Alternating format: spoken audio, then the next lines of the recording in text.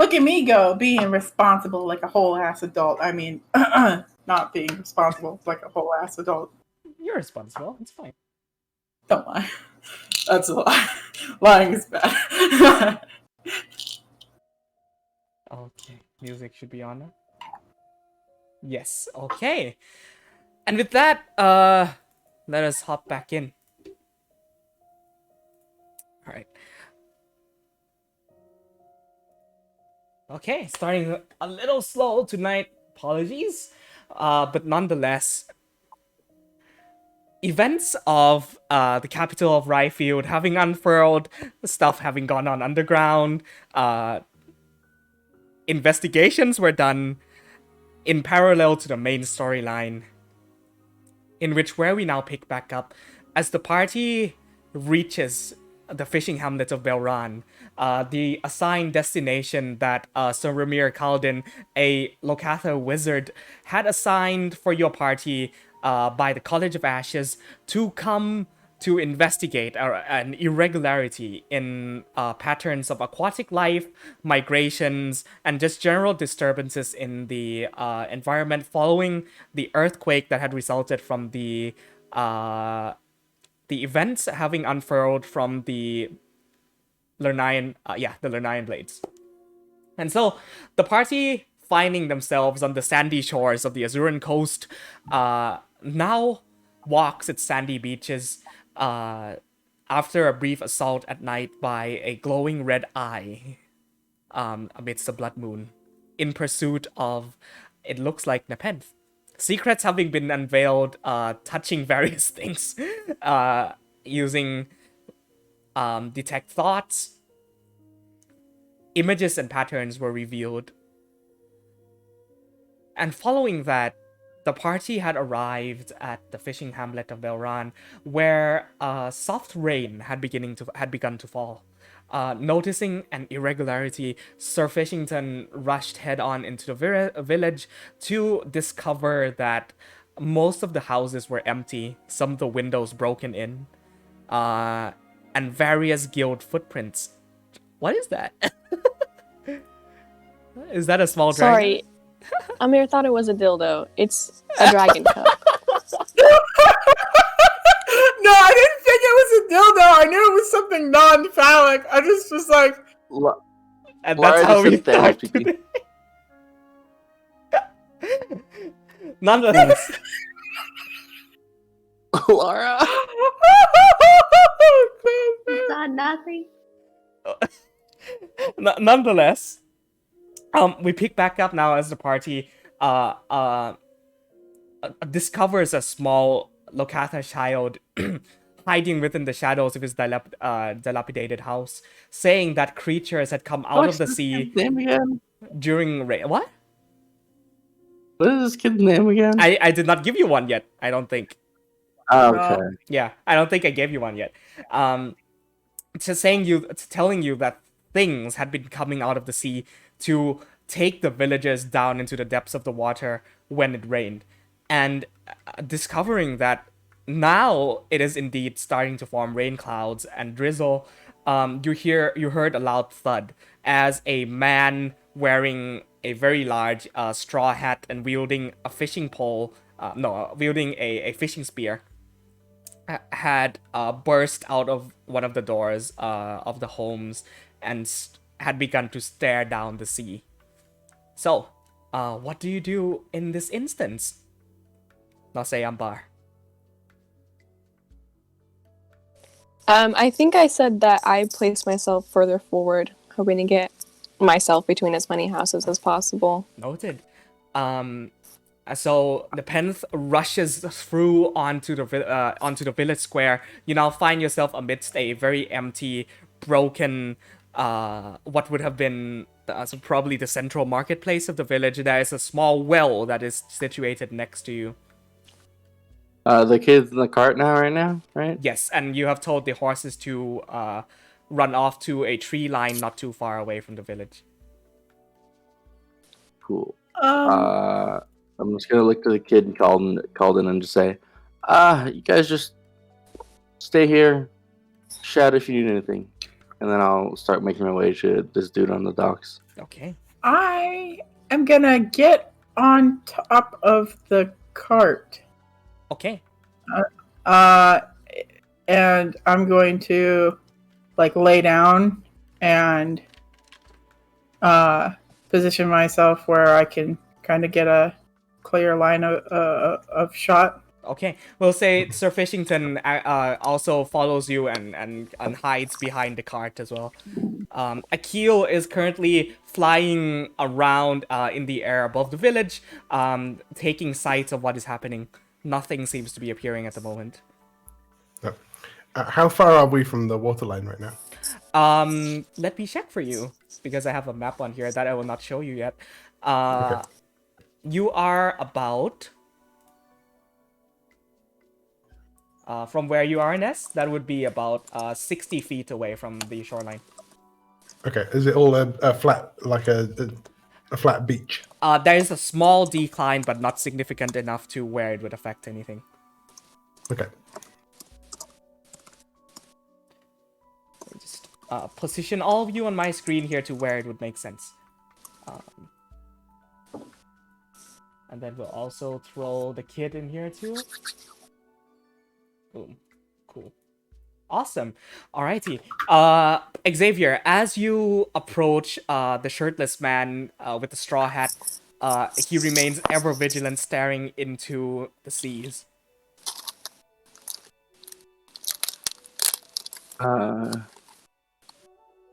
Hello?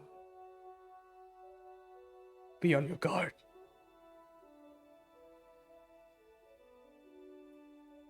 Okay, yeah, I can do that. Just trying to get caught up here. There are fish people attacking people fish? Can you fight? Unfurled on. Yeah, that part comes pretty easily. Good. You need not ask many questions, you'll see them soon enough. All right. I feel like they stand there in silence for a couple more moments, and everyone doesn't know what to do. So he just starts doing blade singing meditation level stuff. And he's waiting for whatever is gonna happen. I want to ready my action to shoot anything that looks like it's hostile. Okay. You and where the cart would be would just be about 60 feet exactly away from that, so you would still get your regular shots off on Dragon's Breath. Okay. Actually, is Dragon's Breath 30 in normal range and 60 at disadvantage? 30-90. 30-90, gotcha. So this anything that appeared up at the shore, down at the shoreline, would be at disadvantage for you at this moment in time. Is that all right? Yes. Okay. The rain now starts pouring heavier, and you see the wet splashes on the ground start draining into the concrete, obscures your vision slightly. Onto the cobblestone, I'm so sorry. As the cobblestone starts to dampen and become slick with wetness, you look down at the shoreline, and you start to hear this very weird, raspy groaning. And you hear the wet footsteps of several creatures start appearing onto the shore as some climb onto the docks themselves. You see these very ugly, deformed fishmen. Not the Lorei'an. The Lorei'an are genuinely, they look nice, small, friendly. These look like... They don't look nice. Lorei'an? They look friendly. They're kind of ugly. They look friendly. They look friendly. These look like they would tear you in half and eat you for dinner. Let me show you. So the one looks like a goldfish, one looks like a shark. Yes. Your name on the stream is Legs Legends, by the way. Oh boy! I forgot to set that. Thank you so much for reminding me. Can I ask what Legs That was- Legends means? That was the League of backup Legends. party name. Thank you so much for reminding me. I did That was a League of Legends stream. My viewers must be incredibly confused right now. That was Laura. Thank you, Lara.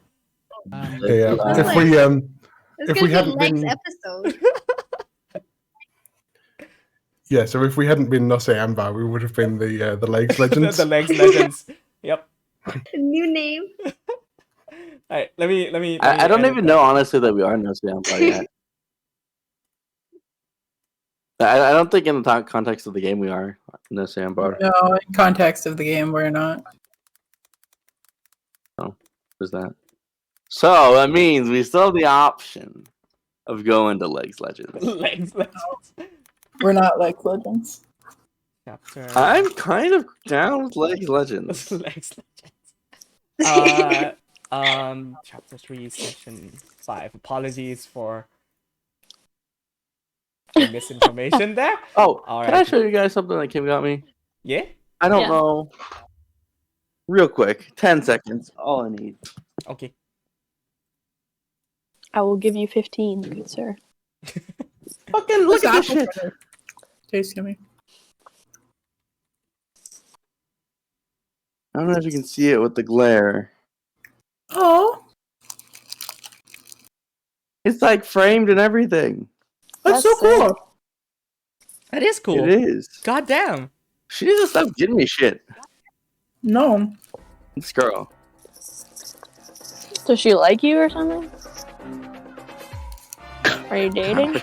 That's not the Poor music I her. want. I feel bad. This is That's a Breath of the Wild. yeah. Mhm. I've heard that so many times. This is better. Oh, wow, it's such a solid game. Alright, I'll show you the map now.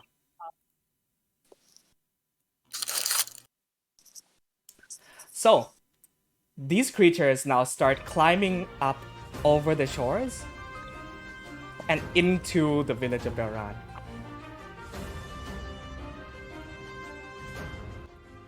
At this point, if no actions are going to be taken, I will ask for everyone to roll initiative. Ronax, you can attempt to take a shot at disadvantage at that one for exactly 60 feet.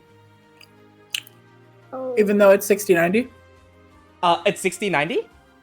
Yeah, that's what I said. Okay, you said 30, 90. Oh, Yes, then- sorry. Yeah, then please go ahead and make that shot, yeah. 30-90. 30-90, yeah. Cool. Do I still do it with disadvantage? No, it would be straight roll for that. Oh, no, you said it is 3090, right? Yeah. Yeah, so it's disadvantage. Yeah. Okay, so yes. 30, 90, it would be at disadvantage. Oh no. Not one initiative! Why did I failed so bad it took me off the initiative tracker. Yeah. Like I was on there and then it took me I'll off. put you on there. Alright, I'm gonna roll initiative for Keel as well. Oh, not one. Let's go. Oh wow. I believe that's a misfire. It Two sure net is. ones. This is the first time I've ever. Oh, yeah. Yeah. So you bring up Dragon's Breath, and as these things now come up onto shore, it's almost the rain kind of gets into one of the parts where it hadn't been fully sealed up, and so you try to go and fire, and you pull on the trigger, but nothing comes out. And you figure, shit, it's probably jammed or damaged, or the gunpowder is probably sogged up in some kind of way. So do I make the Tinker's check now, or do I make it on my turn? On your turn. You can use an attack to do that and not a full action, so you can spend one of your attacks doing that. Okie dokie. And I will now roll for the Fisherman. That's a nat 1 initiative, holy shit. Holy shit! 3 nat ones. He was waiting for so long he fell asleep. That's my headcanon. And then... He's just like leaning on his fishing spear, just like, I'm ready. You'll be glad to know that the monsters did not roll well on initiative either.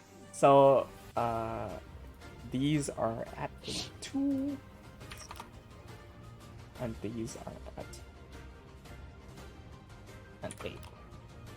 Alrighty. And with that, combat begins as the first sign of hostility you see emerge onto the sandy shores of the village of Lorei'an. Xavier, what do you do? I would like to blade thing. Okay.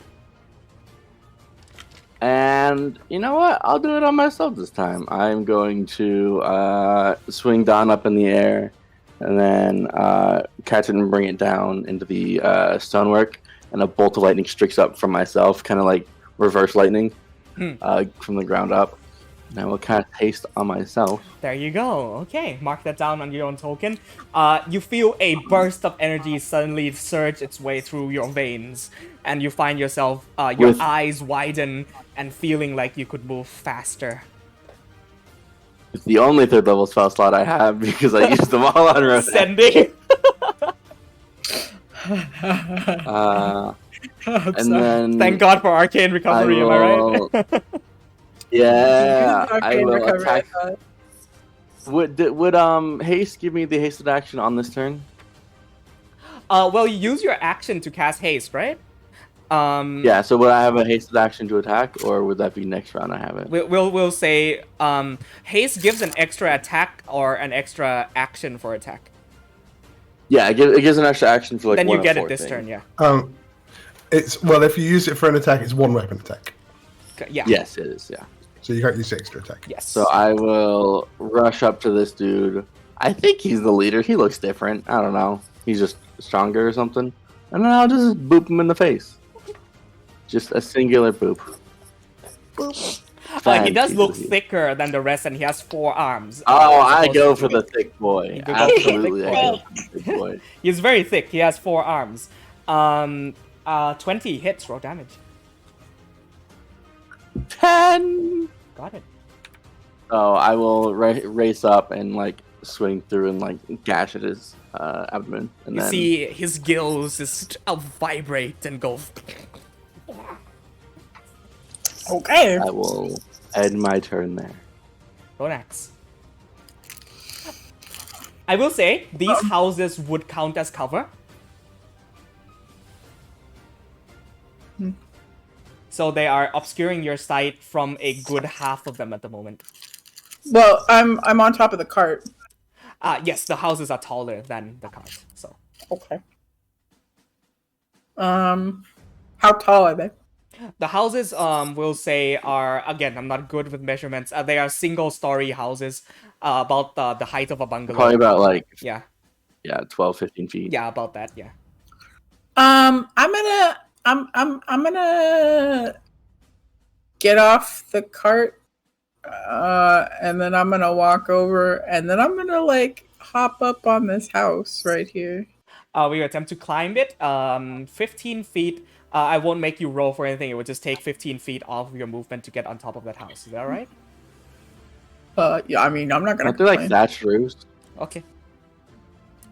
Yeah. So Okay, you. so, I'm gonna fix my gun. Okay.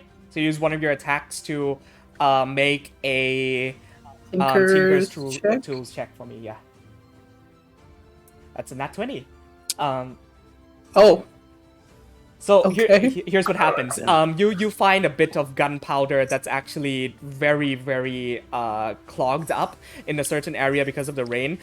You take your elbow and you just go onto the gun, and that clump just comes out and splashes onto the floor. And then you use a bit of your fire to heat the rest of the components back up and reload a bullet back in. It is fixed. Job, Ronex. okay. I'm gonna.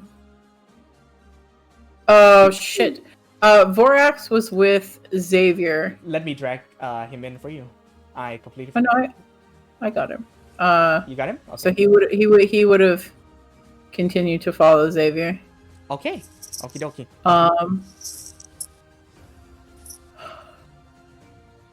You have one attack left. Oh yeah, I can order him to attack. Mm-hmm. I don't care if the fish people are resistant to fire. I'm gonna fucking have him use his flame breath. So, Let's go. Xavier, you see, you like hear Vorax. Actually, you hear Ronax call out, "Vorax, light them aflame!" And he kind of rotates around you, and I was gonna shoot at this one, but that's all right. you. That's all right. No, he pointed it out to me. I'm gonna. It's a 15-foot cone. So you would have to get one closer. Okay. Yeah. I'm gonna move because he's already in range anyway. Alrighty, I'll make dex saves for these two. Yeah. Let me see what happens. That is a 5 and a 15. Yep, they are plus 0 to dex. That's a 5 and 15. Okay. What is the DC on that? I believe we set it at like 13, right? It was. I honestly don't think that you gave it to me. I didn't? Okay. Maybe it was just said in passing. I think we set it as either the 13 is fine. Or we can go with your save on your spell save. Oh, okay. Yeah, let's do that. 14 then. 14, gotcha. So one saves, the other takes 19 points of damage, while the other one takes half of 19. Rounded up. So 11. No, 10. Got it. And going to use my bonus action. Let me check this really quick. That's 30 feet. Okay.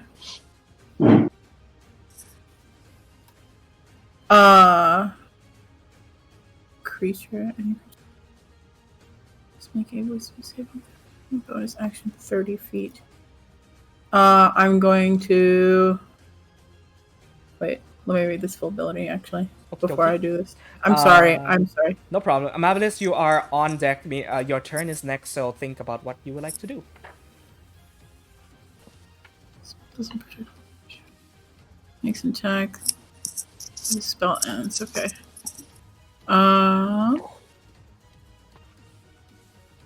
35, 20.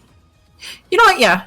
I'm going to use Sanctuary on Sir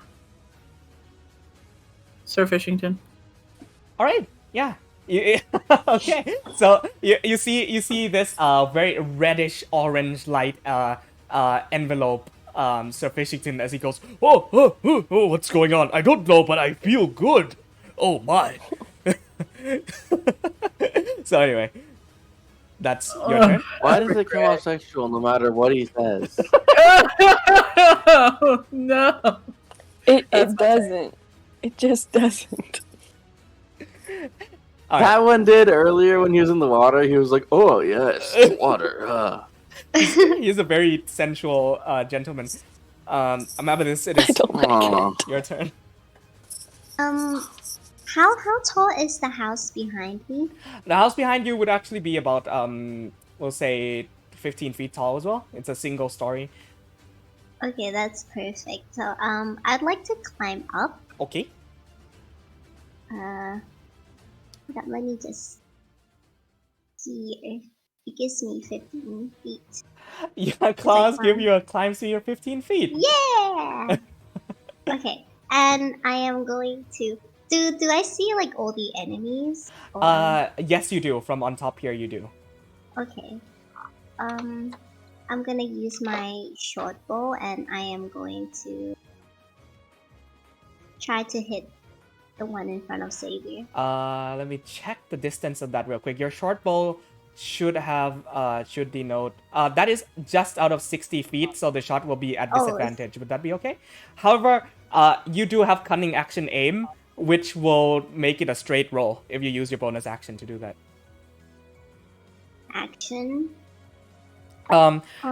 Your bonus action, you have cunning action aim, which gives you advantage on a range attack. Yes.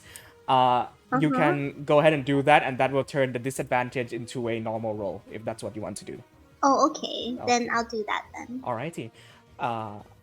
This will also give sneak attack if it hits. So just with a straight roll, go ahead and roll your short bow for me. Sure thing. Oh, That's a natural 20. Nice. That also doubles your that also doubles your sneak attack damage. So that would be a 6d6 if I'm not mistaken. 6d6. Yep. Yes. Okay. Oh no, my apple fritter is gone. I ate it. Jeez. Okay. So you see, Amabilis actually takes her claws and does a double front flip very deftly up to the roof of this house, where she takes aim. You see her iris is almost turned into like a slit-shaped cat eye as they focus on the target, and this very small bow arrow flies past your head, Xavier, into the eye of this Sahagin as it goes. That's, I believe, your turn, unless you would like to do anything else. That will be the end of her turn. Alrighty. Akil, let me figure out what Akil wants to do. He is in the air. He is actually going to fly further up in the air by about 10 feet, putting him up by about 30 feet in the air. We'll give him a light path. And he's going to close the gap right there and use sharpshooter and fire his longbow onto the same one that Xavier is fighting, which will also give him sneak attack because he is rogue. Longbow. 17 minus 5 is 12. I do not believe it does. I doubt it, yeah. 12 does not hit. So the first attack actually flies right past the front, kind of like the one of the gills that extend out from the front of the face, and that is his turn. Ness. Okay. You see me, Nepenthe, you see me start running, and as I barrel past you, a bunch of leaves blow off of this tree and swirl around me as I misty step to the top of this building. I would like to use both of my attacks death from above style. I assume I'm flanking with 4x. Yes, you would be, yes. Alright. Let's do it. Let's go. Bring that fucking paladin holy might down on this heretic. Okay. First one, 22 to hit. 22 hits. And I'll, that is a 10 bludgeoning damage. I'll put a first level Divine Smite into that. Alrighty.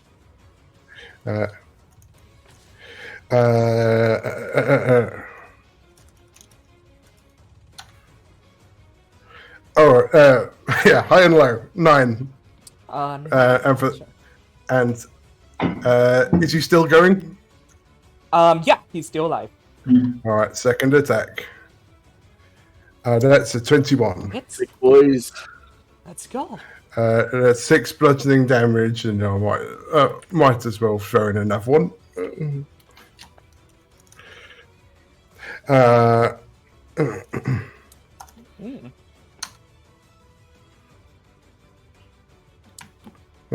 And that is 13 radiant damage. Still up, but very, very bloody. Alright, I'm going to try and land here behind him. Okay. So, you watch Ness appear back in a flurry of green light and leaves as he twirls his quarterstaff around and comes down with a deathly blow onto the top of this Sahuagin's head. You almost hear the skull crack as he lands the quarterstaff square in the head of this fish man, and he takes the other end of his pole to also in midair hit with the other end of the quarterstaff.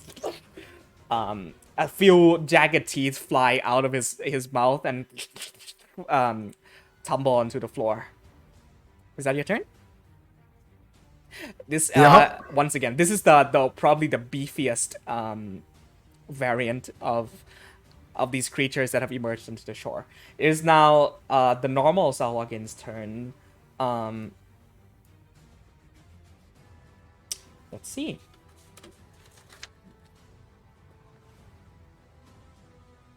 So, this one will close the gap to you right there, Xavier. And he is going to multi-attack with one of his claws and spear. First, the claw. That will not hit. That will be an 11 to hit. That doesn't even reach your base AC. The spear. The spear is better. The spear will be a 19 to hit. Doesn't hit. Okay. So, this one comes running up. Tries to bite down, takes the spear. And you just... with the bite, you dodge. With the spear, you deflect out the way with Dawn. This other one will run up to you, Ness. Same, 2 attacks.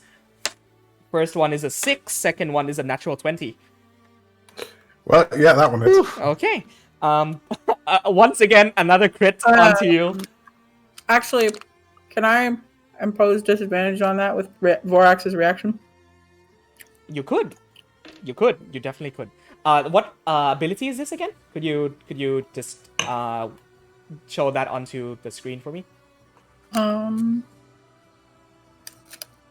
I do know that that's a thing that Iron Defenders have. I'm just double checking the wording. Do you get to do that stuff before or after the roll? I think on the attack. Technically before, but I was gonna do it on somebody anyway. I'll allow it. I'll make another roll. Yeah.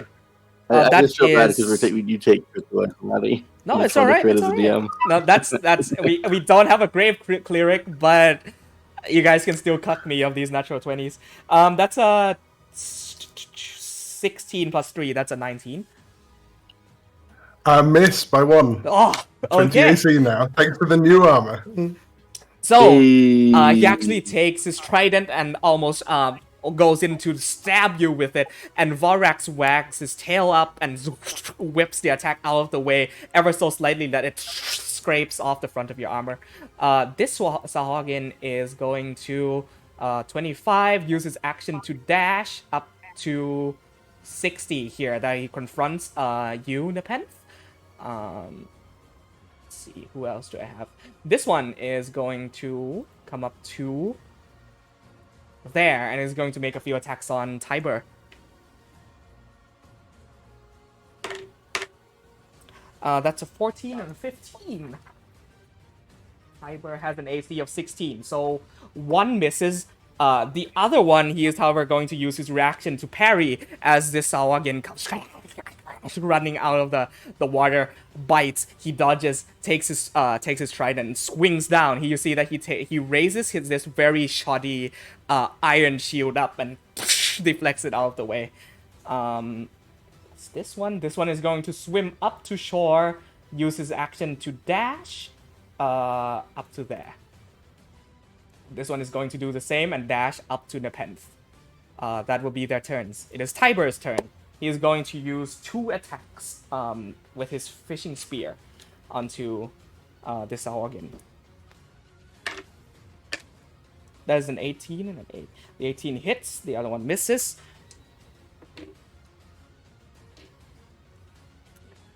It's going to deal 8 points of damage, and he's going to expend one of his superiority die to deal an extra d8.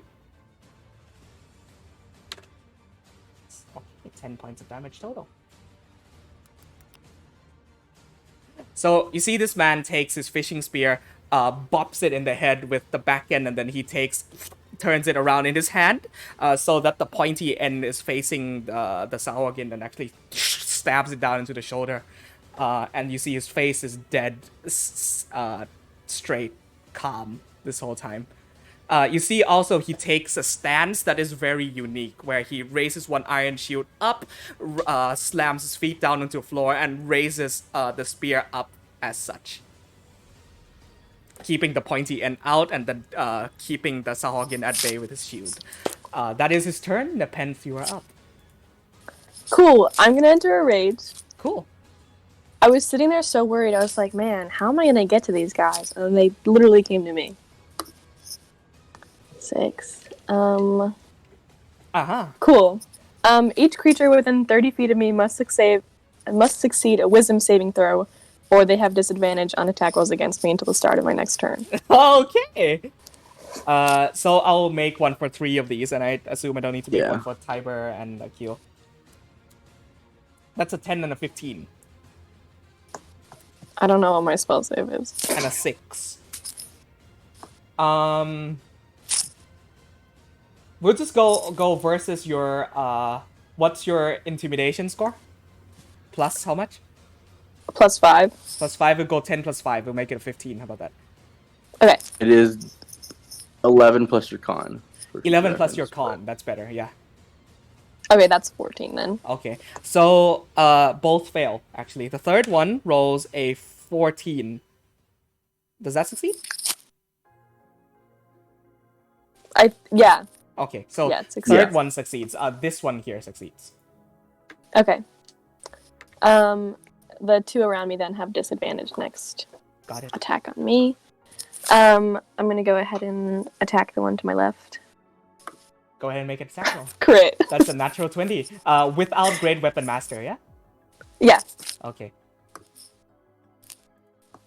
It's fine. And then for a second attack, I'll 15 run with total. Great Weapon Master. Oh, right. Rage damage. Thank you. There's no rage, yeah. Thank you. Yeah, no problem. And then I'll go for Great Weapon Master on the second one. 20 to hit. Hits. 22 damage. This is still on the one to your left, right? Yeah. Okay, so first hit, you come down, you actually whack him with the side of his axe, you almost feel his head spin for a moment, and then you flip it back in your hand and come down with a guillotine cleave. Sliced in half, dead. Nice. And that's my turn. Alrighty. On these guys. Surrounded, he is going to make he's going to make 3 attacks. We'll say 2 towards Ness and 1 towards Xavier. He is going to make his bite and trident towards Ness. The first one will be a 13 to hit. The other one will be a natural 1. That sucks. I am changing these dice out for something else. Alrighty. And for his claws, he will slash at you, Xavier, for a... Wow, that's... Okay, that's a fair bit. 16 plus 7. That's a 23. 23 to hit. I will shield out of that. Okay. So his claws come down. You put up a magical shield. You see his claws actually shatter against the aura that you put up. And this second one here.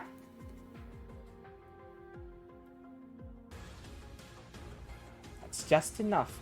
He's going to flank you, Xavier, and is also going to make 3 attacks against you. First one is a 10. Second one is, once again, a 23. It shields last until the start of my next turn, so misses Right. still. Oh wow, his last one's a 19 plus 7. So 26? No. Okay. God damn it. I will get you one day. So, you see this very thick, large, muscular fish man runs up, and he has 4 arms, yeah? 2 of them goes to claw against you, the other one up here wields a spear, actually pokes it down onto you, the shield remains, and it deflects off. I kind of imagine, they have spears, you said?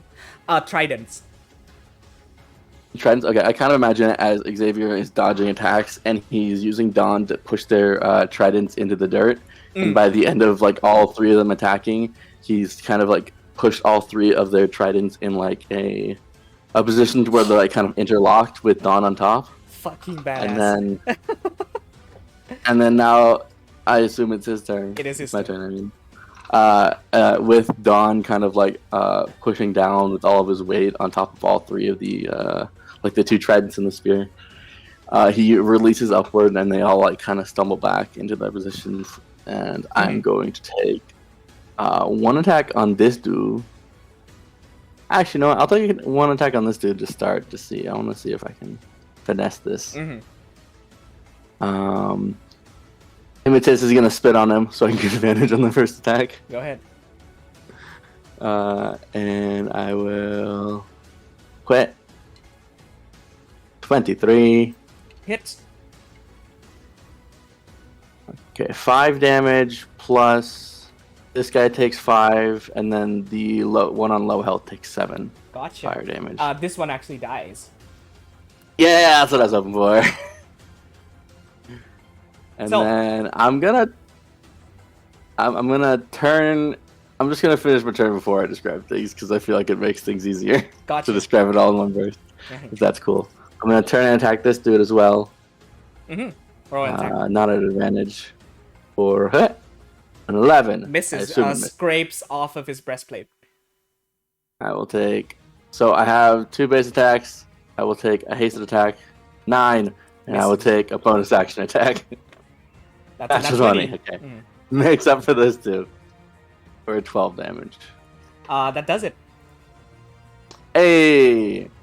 So he releases all of them as they stumble backward. He takes like a half sidestep and swings Dawn around onto the first big one.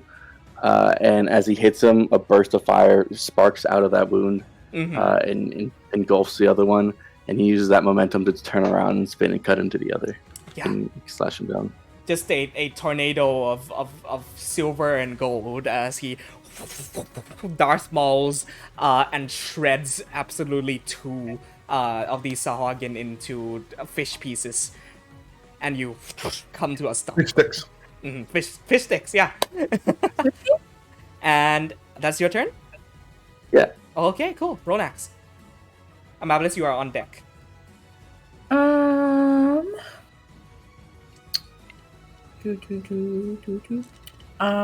There appears to be one that's right next to me. Yes, it is growling at you. I'm going to. How far away is it from me? Like, 5 feet! Yeah. Lovely! Perfect. I'm gonna shoot it with Firebrand. Make a shot with Firebrand. 21 hits. And then I'm gonna reload with my magic reload. Okay. And then I'm gonna shoot it again. Okay. Both hits roll damage for those 2, and he has to make a strength saving throw or be knocked prone.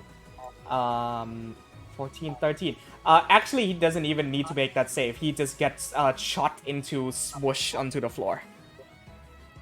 Fine pace. You guys just hear.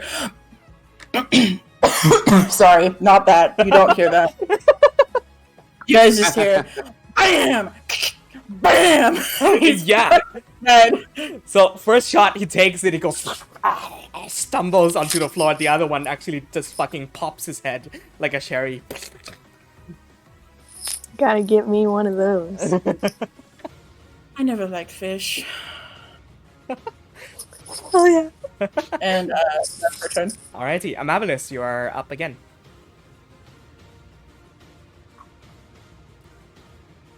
You're muted, Lara. Yes, I was trying to find the mute button. Okay.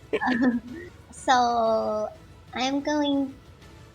As a bonus action, Amabilis wants to use steady aim. Gotcha. And that gives me advantage, right? Yes, it does. If you Okay. are trying to hit this one in front of you, that will be advantage. If you are trying to hit the ones down here, it would be straight roll. Okay, I'm gonna hit the one next to in a pen. Okay, make an attack with advantage. Advantage...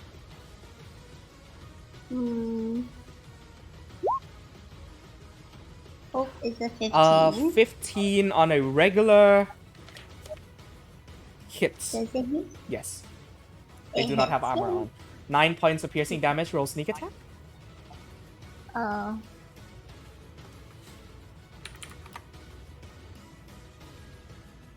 It's a 10. 10, cool. Alrighty, going anywhere? Nope, that's the Alright. end of my turn. This one here is bloodied. Akil is going to shoot the one that is currently engaged with Tiber with a sharpshooter once again.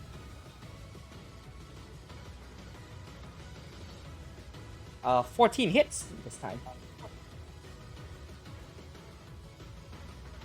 Okay.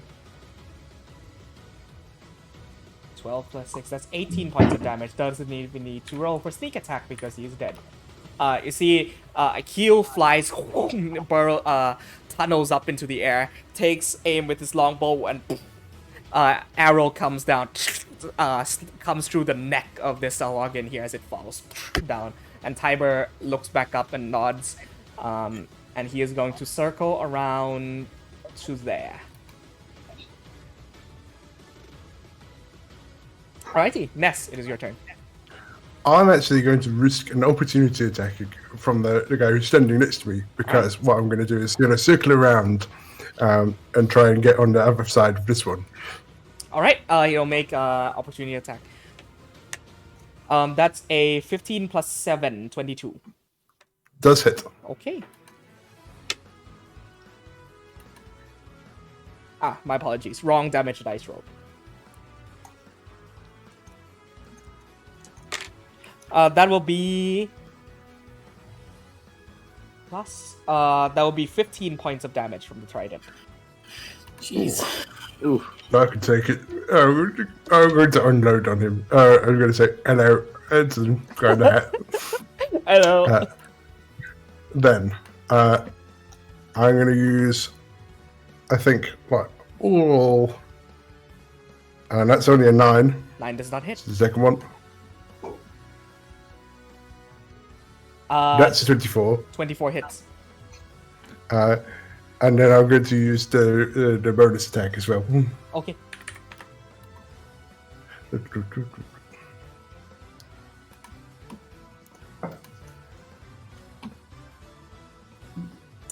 Hits. A 21. And that is 5 bludgeoning damage. That's it. Alright. You see, as Ness circles around, you are a relatively large target, and so his third arm that is currently holding the trident in the air actually stabs down and manages to catch you on the knee. You stumble forward, and with those 2 hits, bludgeon him in the face twice. He's still standing. Is that your turn? Alrighty. Yep, that's my whole turn, yeah. Alrighty. It is now his turn. He's going to unleash, once again, 3 attacks. It's the smaller one's turn. Thank you for that. Thank you. Bigger ones later. Yeah. He's going to come and step onto the corpse of his fallen comrade and flank you, Xavier. 2 attacks. Hi. I rolled 2 7s. Nope, that's not gonna hit. The other one... No. What are these rolls tonight? It's a 1 and a 7. Okay, so it comes up, trident, misses, bites, ducks out of the way. And then, for this one, 2 attacks against Nepenthe. First one will be a 15. Did you roll at disadvantage? I did not. Thank you for that. So that makes it a 5. Was that effect until the start of your next turn, or just while you're raging? Till start of my next turn. Second attack at disadvantage. Okay, yeah. For some reason I thought you went already. I was cucked of a natural 20 once again. That is still, however, going to be a 14. Does it hit? Nope. Okay. For some reason, Roddy saying I was cucked, it just feels right. Mm-hmm. Yeah, we'll go with that. Kidding. I'm kidding. Love you, Roddy. Love you too. Stop dodging all my attacks. Depend. Right. Okay, I'm gonna attack with non-lethal damage. I just want to knock this one out. Got it. So that's it. Puts me at disadvantage, right? What are you attacking with? Sorry. Non-lethal. Non-lethal will not put you at disadvantage. It will, however, just going off of the damage, we will determine that. Sick. And I'll just do a plain attack, not Great Weapon Master. Got it. Hits. 20 to hit. 5 damage. 5 damage. That knocks him out. Okay, cool.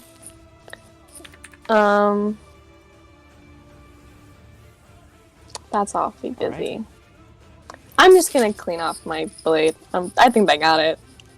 So you turn around and almost like with a fucking baseball bat, you whack across this one in the face, and it goes and falls completely unconscious. Hell yeah. This one completely surrounded. It is going to make a relatively loud, shrilling scream. That reverberates throughout the area. It's gonna make 3 attacks. 2 against Ness, 1 against Xavier, as usual. The first one against Xavier will be a 17. No. Okay, 2 against Ness. That is a 19 and a 18. Both miss. Hey. Gotta love the mithril armor. So he goes, bites, claw. And he is realizing that he is in a very difficult position right now. His eyes dart around. Almost seemingly he backs against the wall of this house and is almost looking for something. That's the end of their turn. Top of the round. Roll insight. Yes, go ahead and roll insight. I'm fine with it being disadvantaged because I don't know what the fuck this thing is. I don't know how to read it, but yeah, roll insight with disadvantage. That's for 1. He's afraid. He's probably fight or flight responses kicking in. Okay. So, is it my turn? I'm done. Right. Hello, it's my turn. I'm gonna start attacking the one behind us. All right. Well, Nash takes this dude. Attack number 1. Attack number 2. Hit. I'll do 2 on him first. Bah! If it'll go. Bah! And back. Fist 19 plus 8. Nope. And then I will turn around and release 2 on this Do it. guy as well. Ba. So, whap, whap. Aha! I whapped. That's a second natural 20 today. Yeah, bitch. 18 on him. 18, yeah. Still standing. They are beefy boys, meant to take hits. What a beefer. Is that your turn? Yes, that would be my turn, sorry. Alrighty, Ronax. Hello, I am Ronax. I'm Yes. gonna shoot this guy. Is this guy alive? Next to the pen? Yeah. He has been knocked unconscious. Okay. That's the one I shoot. I figured that's a thing we do, so Yeah. why not? Yeah, that's the thing we do. I was gonna do it if you didn't. Yeah.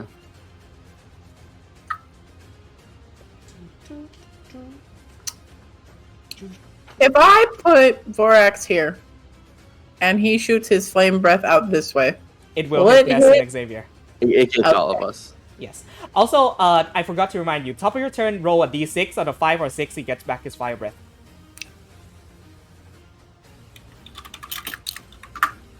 That's a 4. He does not get his fire breath back. okay. I'm just gonna have him. So, how does this work? Can I have him make 2 attacks because I have 2 attacks? Yes. Oh, okay. Cool. I'm gonna smack this dude with his tail.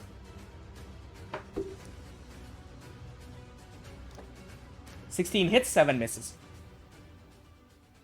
12 points of damage. He a big boy. Mm-hmm. He's just gonna like twist around in like a really rather elegant manner and fucking smack this guy upside the head. You thought it was Ness's quarterstaff for a moment, but in fact it was this very large, long and sharp metal, jagged tail that comes smacking him across the face. That's it. Your turn. Okay, Amabilis. Actually, top of your turn, Amabilis. No, end of your turn. Make a perception check for me at the end. Oh, at the end? Yes, at the end of your Okay. turn, make a perception check. For now, go with what you were trying to do. Can I ask how far I can jump? It's your strength score to the Oh. to like the nearest 5. Can I like jump from here? To like the tip there? This What's your perfectly strength fine. score? Let me check. It's 13. You'd be Yeah. able to long jump 10 feet. No, actually, it's Long jump rounded. No, it's rounded down. Yeah, you'll be able to jump 10 feet. Okay, never mind then. I'm just gonna use steady aim again and try to target the one that's in front of Ness. Okay, that might be. Let me double check. That would be normal, right? Amabilis is almost twice as strong as Xavier. 65. That will, if you use steady aim, will put a shot at normal roll. Alright, then I'll do that. I will say, if you move up to like the teetering onto the edge of this roof, you'd be able to get the 60 feet off. Oh, okay, I'll do that. I'll do that. Okay, so Amabilis will kind of like tiptoe the edge of this roof. Yes. So roll again for me. Okay, another. Amir, what's Ronax's strength? God damn Okay, it. first one, yeah. Shit. That's a 4. Roll sneak attack for What's me. the number? Sneak attack. What do you want to know? Because I want to know. You don't want to tell you. 7. 7. So 15. Weak ass. Alrighty, at the end of your turn, make a perception check for me, Amabilis. Okay. My 5. my thing is bugs, or I would have told you already. You do not see anything. Oh, okay. Of course. In fact, I'll go ahead and call for perception checks from Nepenthe and Ronax as well. Okay. Let me Birds. reload my thing really quick. Those of you on the shore would see this, but okay. Nepenthe does not, Amabilis does not. Ronax? It's working on it. Okay, Give me a second. alright. Oh shit. Karamector sheet. Perception. I have Oh, a 9 I want this for guy. strength. Dibs. Further into the village, as far as the 3 of you are concerned, things are probably taken care of. You on the shores, however, Fuck yeah. do any of you speak Aquan? Awkward. I don't believe so. Don't. No? I speak primordial, but I think that It's different. Aquan is a subtype of primordial. yeah, All the that's- elemental languages are part that's of primordial. that's why I mentioned that because it sounded familiar. You hear You almost... probably get like every other word, maybe. I don't know. Yeah, it's quite simple. It's a short sentence. As you see this you hear a loud thud as the docks crumble and crack, and this very muscular, shark-like figure steps up onto the docks. Literally, fuck everything that this is. This is fucking sick. Hell yes. As he says in I Aquan, love this. you pick up some of the words almost. What's taking so long? And as he like steps up and asks, he sees the corpses of his fallen underlings, we'll say, and we'll go ahead and add him to the initiative order. Jesus. I was thinking that this was too Fuck easy. yes. He's a big Same. boy. I'm down with this. Alright. Akio actually sees this as well. Going to come up this way, attempt to finish this guy off before dealing with the big guy. Sharpshooter shot with sneak attack. 20. Dang. I think you're the only one who, as Akila, has hit with sharpshooter. Yeah, that is actually going to finish him off. I don't think Dolph's hit. Yeah, he doesn't. So you watch as Akil circles around, draws his bow, and loses an arrow, and just sticks this guy right through the neck, and he falls over dead. Ness. Oh, I'm sure that'll make that big shark guy very, very happy. Okay. Everyone's dead except the big shark. Mhm. Right. Okay. This is a problem. I think we're fine. I can't actually get there. So I'm gonna have to do something else. I will say I'm gonna do bless on. Who do we have? So yeah, bless on. Let's say Xavier, Vorax, and let's say Akil. Okay, bless on Xavier. No, we'll do a. Yeah, that works. Heart. Well, we'll do a heart. Xavier, Vorax, and a Q. Yep. And I'm going to use my bonus action to just get a spell slot back using my general divinity. Alrighty. That's your turn. Yep. On to Big Shark's turn. You've never seen this kind of creature before.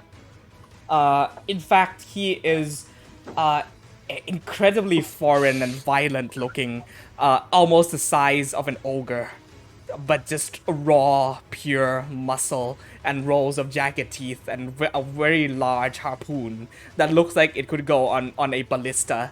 He wields and kind of slings over one shoulder as he walks up.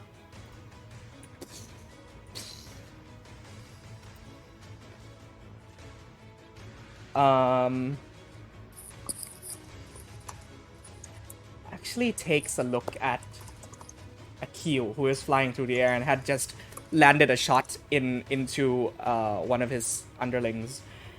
One of his minions is going to make a ranged attack with the harpoon, which you now see has a piece of rope attached to the end of it. And he is going to plant his feet onto the docks and chuck that spear, which will hit Akil with a 23. That will deal. You're gonna murder Gal's character, and he's gonna have to go back to Joel. Points of damage. We'll finally find out what happened to him, though. So Yeah. You watch Akil circling through No, the air. his brain will be wiped again. You see Akil flying through the air, and then suddenly he just fucking gets impaled with this large harpoon that goes through one of his wings. He gasps, and he has to make a strength saving throw. With a D4. With a D4, thank you. That's 11 plus 3, and Akil has a... You know what? I'll just roll in here. Why not? I'll just roll in here. I would definitely see this now, right? Yes, in fact, Amabilis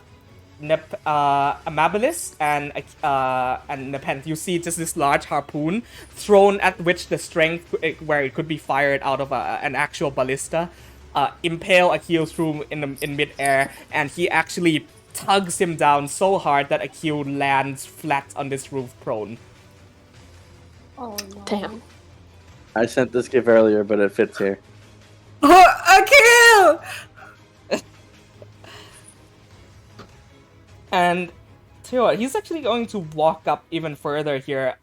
Takes his large feet and completely squeeze onto his 2 minions on the floor and splash them onto into the docks. He's going to take his large maw and bite down on you, Xavier, with 20 to hit. No. Okay. So, is that just with blade dance or? That's just my base AC right now is 22. Okay. So he takes his bite down as you take Dawn and just hold his mouth at bay there. Oh no! I no way. That's how I do it. All right, I'm okay. 6 strength, buddy. Your call. Have you seen this man's strength score? We'll just say you use it to kind of nudge his face out of the way. I imagine if he's this big, he's beefy. I imagine he goes for a bite and Xavier slashes and he gives him like a Joker kind of smile. Okay. He just doesn't really feel it, right? And then Xavier like cowers down beside him. Drips and strands of saliva just comes pouring out of his mouth as his eyes glow red with blood. So, Ronak, since you rolled an 8 on perception, what is your AC? Oh, fat. More? My AC is 14. I'm so here for this. 23 to hit. Ow. To what? What's hitting her?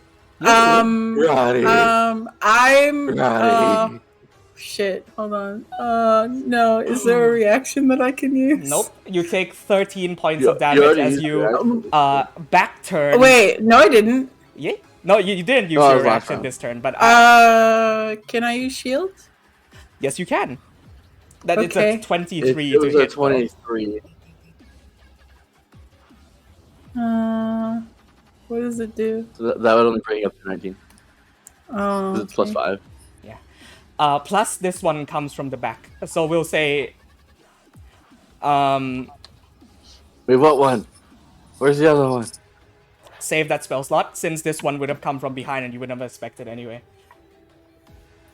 You back turned, suddenly feel a worse pain somehow than the slash that had cut your back open back in the cisterns as a harpoon, one more, comes hurling out of the air, out from behind you and impale, and you look down and you see this large metal jagged metal pole extend out from your torso.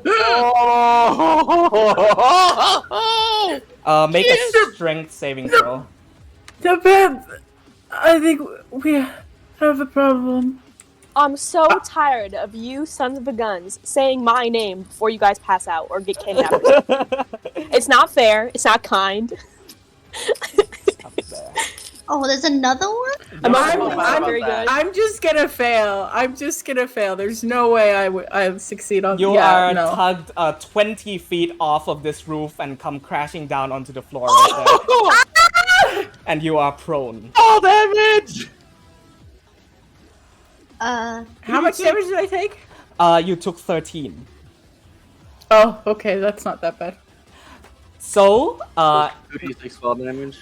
Amabilis, you watch as Ronaxes get impaled with a giant fucking harpoon right through the lower portion of your abdomen, and you get tugged right off of this roof and land prone onto this floor. Oh. That's their turn. Hyber. You see he spins his fishing spear around in his hand, looks around, and is going to He goes, run I'm up too old for this shit. 30 feet this way and plants his feet firmly into the ground.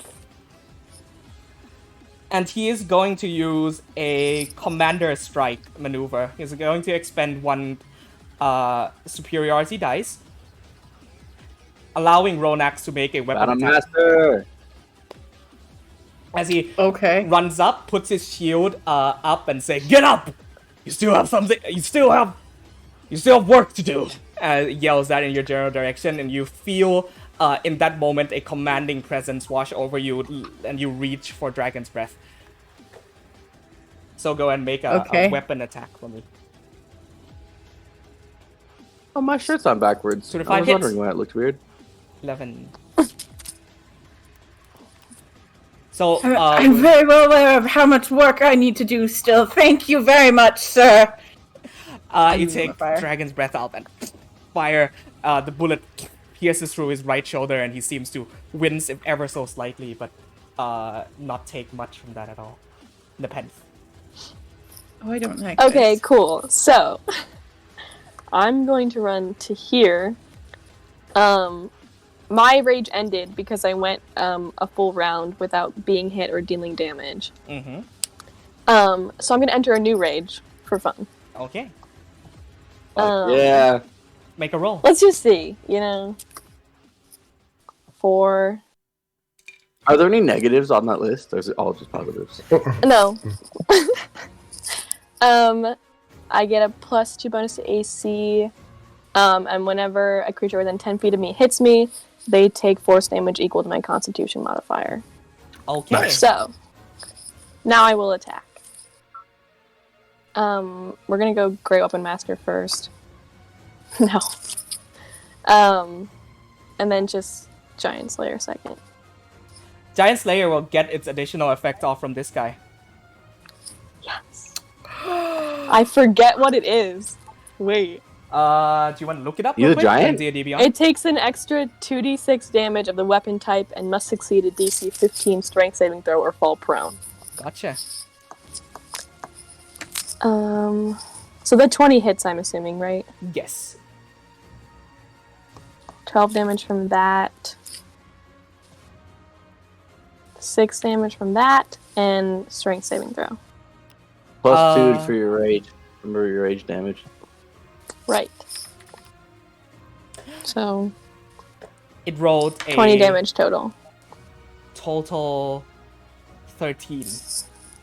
Ooh, it fails. So you actually come up, and for once, as you wield Giant Slayer, it thrums with almost this energy similar to an earthquake, but wielding it in your hands as you run up, and you slam Giant Slayer into the knee of this shark creature as it buckles ever so slightly, but then that earthquake almost explodes out from where it impacted, sending his knees buckling, and he falls prone onto one knee on the floor.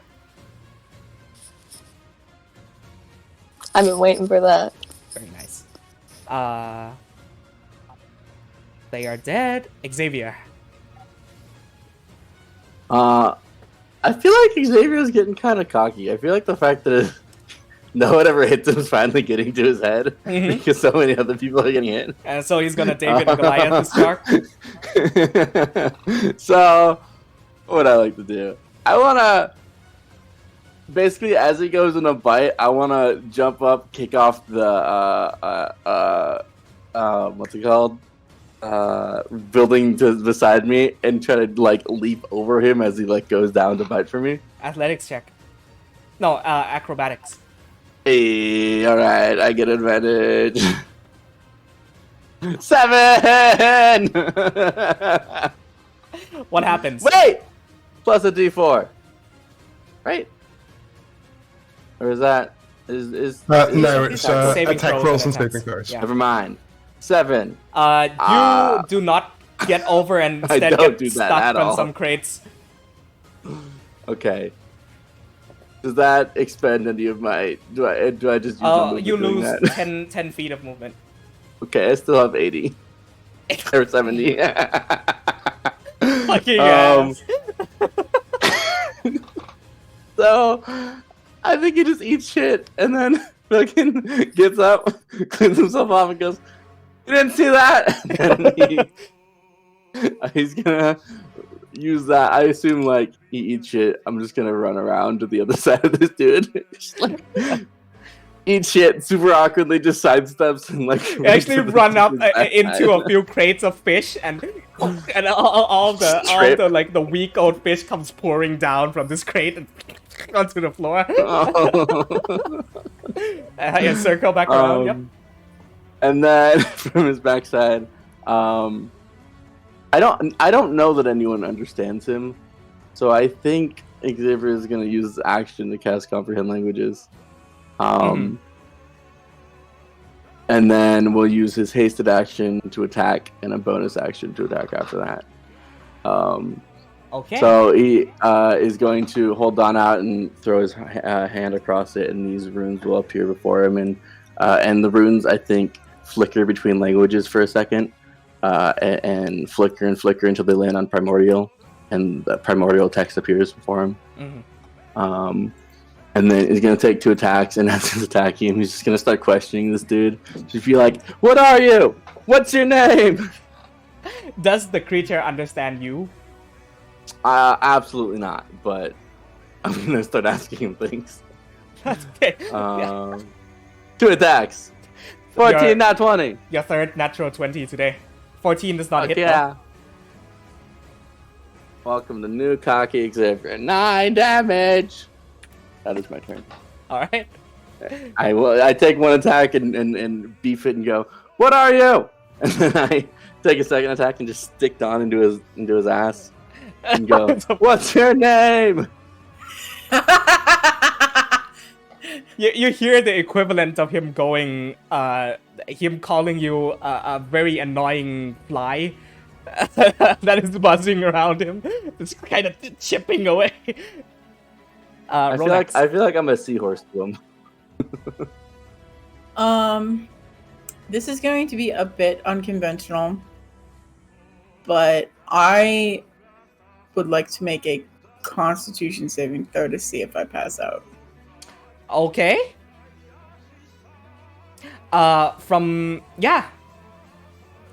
Interesting.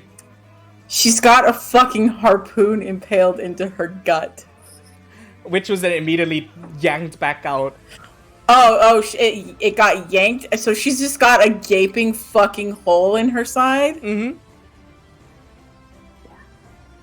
You get yanked out as it pulled you off the roof onto the floor. Like, yeah. What a visual, honestly. Anime.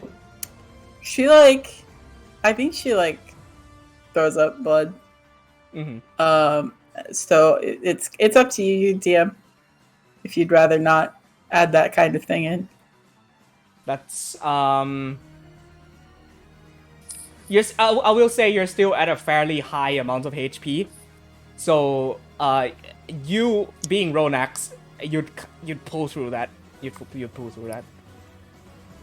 So no. Nah. Okay, fine. Sorry. I will stagger my way over here. And I will shoot twice with Firebrand. Firebrand, yeah. Okay. Since he is a huge creature, he does not get affected by the knockback, but roll for those attacks to see if they hit. That's fine. 23 hits, 14 does not. 17 points of damage. Is it he's prone, right? Yes. He's already prone. He that's right. He is already prone. These attacks will be at advantage then. It's for ranged attacks. It's disadvantage. Yeah, but it's a shotgun, so I'll call for it to be at advantage here. Okay. So the first one will roll one more with advantage. We'll take that first hit as 17 hits, 14 points. So this shark creature bent over on the docks, just come up clutching your gut and pulls out Firebrand and you see it takes 2 big chunks of his chest. She's going to call for Vorax. He's going to take an opportunity attack, and he's gonna fucking sprint over. That is an 26 to hit. It hits. Ooh. Hopefully this doesn't one-shot him. That'll do it. 10 plus 10 plus 5, 15 points of damage. Okay, that's fine. Oof. Takes a big bite.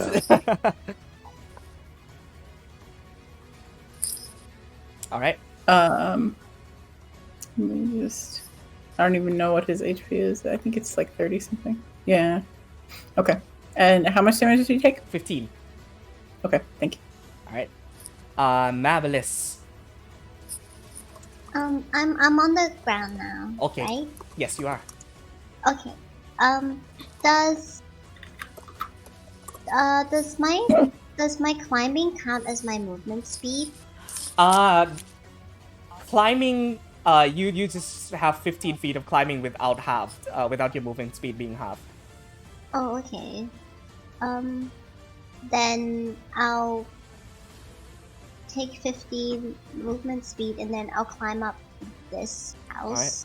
We'll say your movement speed will get you right up to the top there, and Am I able to see both of these enemies? yes you are. You can even go further ahead by 10 if you want to.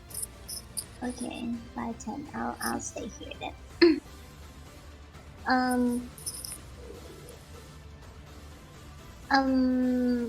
Amaris is she's gonna use her short bow again. Okay. And she's gonna aim at the one that is prone. This will be at disadvantage because he is prone. Oh. What about However, this one? It's not, right? He is not prone. Is he within range? Let's see. Yes, he is. Yes, he is. I'll do that then. Okay. And use my short bow. Oh. 11. Does not hit. Sorry. You could. Did you use aim? Yeah, you didn't use steady aim. I'm not supposed to move.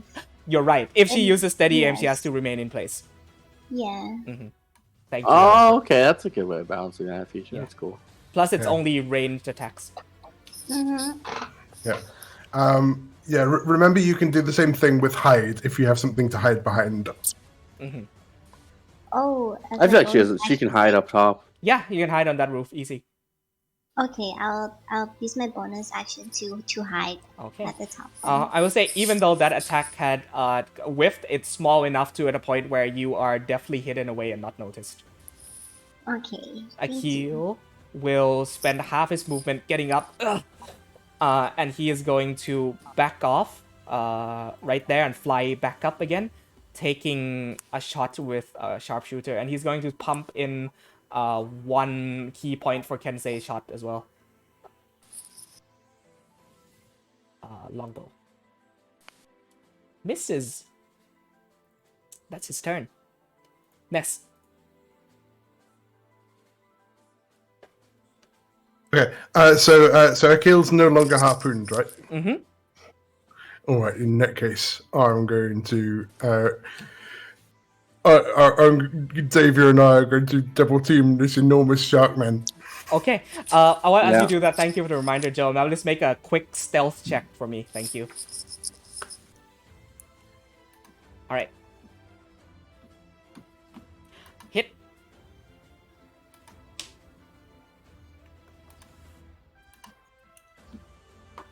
All right. That is 4 bludgeoning damage for the first one. Woo! 17 to hit for the second. 17 hits. 6 bludgeoning damage, and then I'm going to use my. What do I want? Yeah, I will use my bonus action to turn invisible. And Xavier, you're gonna feel me tap you on the shoulder.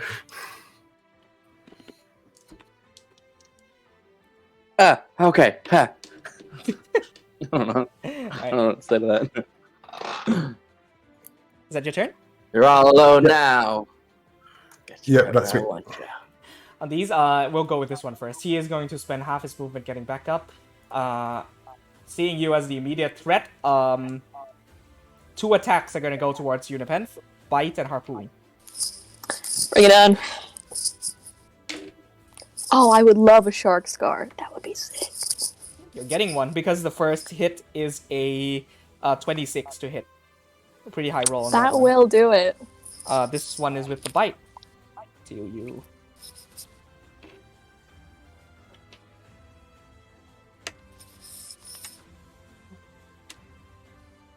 15. The clinking. It's what I needed. 20 points of damage total as he bites down onto your shoulder, and you now have these series rows of sharp, deep pain streaking around your chest area. Oh yeah. And then Harpoon is going to also come down towards you. Wow, that's terrible. With a 10. Doesn't it? Okay. Alright, that's that one. This one here, Xavier, make an opposed athletics check. He is going to grapple you. Oh, fuck yes. Oh Yeah, no. ready. He rolled a 23. 8. You immediately feel yourself get lifted off your feet and onto the shoulders of Oh, this no. shark creature. He is going to take an attack of opportunity from you, Ness, and as he says to you, you understand the words coming lovely. through comprehend languages, and says, "You are coming down to the cave." Oof. Get some- Okay. Did this again. Fuck yeah. Hold on. We didn't plan this one. No, we did I'm not. actually kind of 23 to hit. Hits. How is he looking? Pretty healthy. I wanna say one thing. If I had third level spell slots, I could get out of this so easily, but I can't.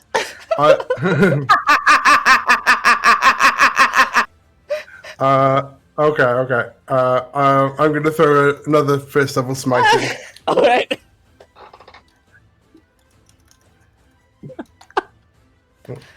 Xavier, you will be dragged into the ocean. Awful. 4. 3. Yeah, 3. It's another 4 radiant damage. Doesn't seem to do much. He's a very bulky, heavy man. Xavier slung over one shoulder like the mermaid shown in the token. He steps nearer to the sea as you watch the water get closer and closer to you. You know what? He's going to also turn around and say to the other one, "Take one more. 2 is enough." Yeah, I'm not alone. Ronax, come with me.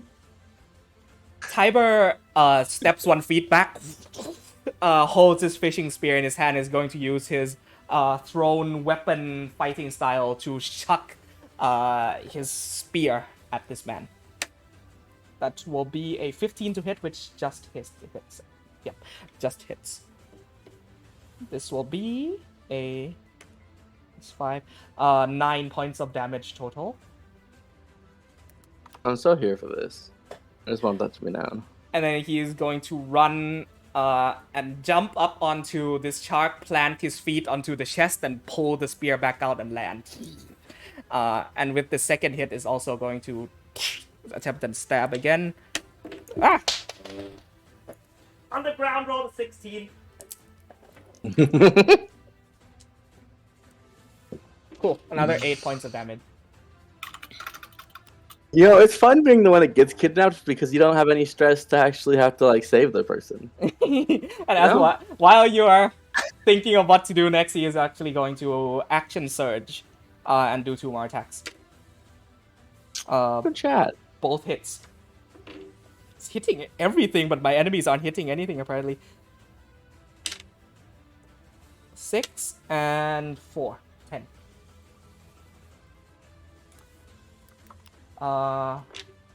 Precision attack on that. Another 4. So you watch as Tiber runs up, throws his spear, jumps onto the shark, pulls his spear out, and then comes down with the opposite end, smacks it across the face, and then goes back into his stance where he steps 1 feet up, shield raised, and then goes into like this very unique fighting stance. Ronax, we'll get to that later, actually. The pen. It is your turn. Okay. Sorry, I need like 2 more seconds to finish thinking.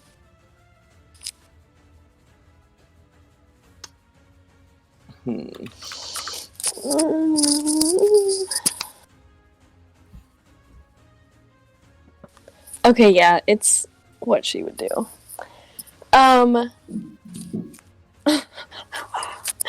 Okay, so I am.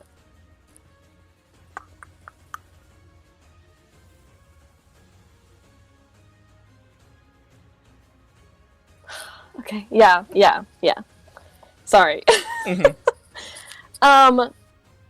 Nepenthe is going to drop her axe in front of Ronax.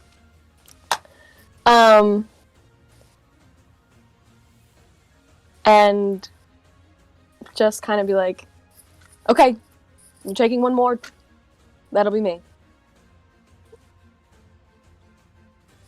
And basically leave it up to Sharkman here. Okay. Did you hear that? Because you wouldn't understand it, I don't think. Well, if the shark's taking you off the dock. Yeah, that's fair. All right. I don't want it to be Ronax because she's bleeding worse than I am.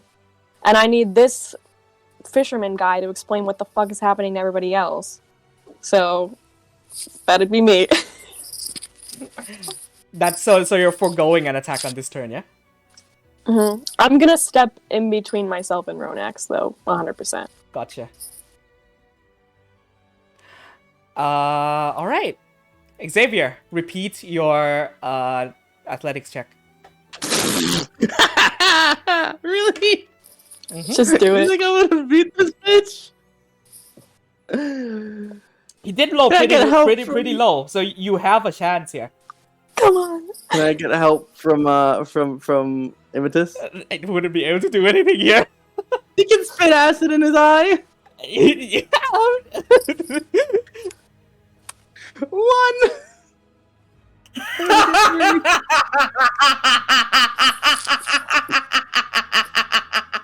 I know that it's low, but you still surprise me every time. You.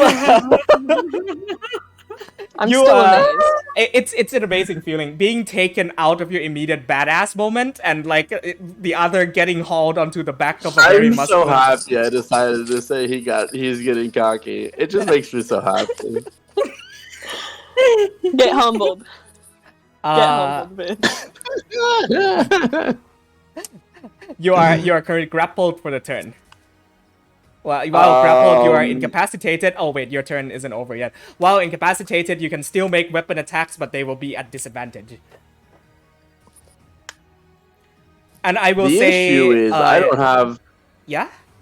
I don't have third level spell slots, so I can't cast water breathing. Or thunder I mean, Send. I The two don't think spells that would so easily get me out of this situation. I don't think they're taking us to, like, kill us. They've got to know that we can't breathe water. I hope. I don't know, man. I might die. I think all I can do is attack, right? Yeah, you can make attacks with disadvantage. And I will say, for the purposes, your blade singing has stopped. Why does he have Yeah, disadvantage? that's fair. He's incapacitated while grappled. Or am I misunderstanding? Incapacitated means you can't do anything. Got it. Okay. Right, because some tentacle grab attacks will, allow. I think you mean restrained. Restrained. Thank you. Restrained? Thank you. I meant restrained. Yeah, okay. Sorry. Yeah. Yeah, that would give me disadvantage. Some whenever they do conditions much. are Yeah, very, very similar. I think it would be done. Yeah, you are restrained. Well, shit. You know what? Oh, he didn't deal damage, so I guess haste is still off. For right now, until I get stunned at some point when it turns off. Shit. Oh, this is great. I am going to try to wriggle myself out of this by using Lash to grab onto something and hope I can hold onto it and pull myself free, because I can pull myself 10 feet away. All right, make a weapon attack with Lash. All right. Am I within range of anything? I don't know. I'm just gonna try to grab onto the docks. Alright. It will stop his movement for him to require another strength check this next turn. But you won't be able to pull yourself free from the rigid grasp of this man shark. Okay. What? As a 10. You go. Hit the docks. It grabs onto one of the tin cans and pulls it into your hand. Oh well, fuck. That's my turn. Immitus crawls out of your jacket and like latches onto your collar and grows eyes and now looks at you very worriedly with these like puppy dog eyes. I stop everything. I go, oh, buddy, you can see now. Relax. And I go, oh shit. Depends. You see her back step in front of you as you are clutching onto your bleeding self on the ground. She's like kneeling down at this point. Depends. What are you doing? Heal up and come find me, alright? No. This is ridiculous. Look, we both know Xavier's not getting out of that. Okay? I can hold my breath. It'll be fine.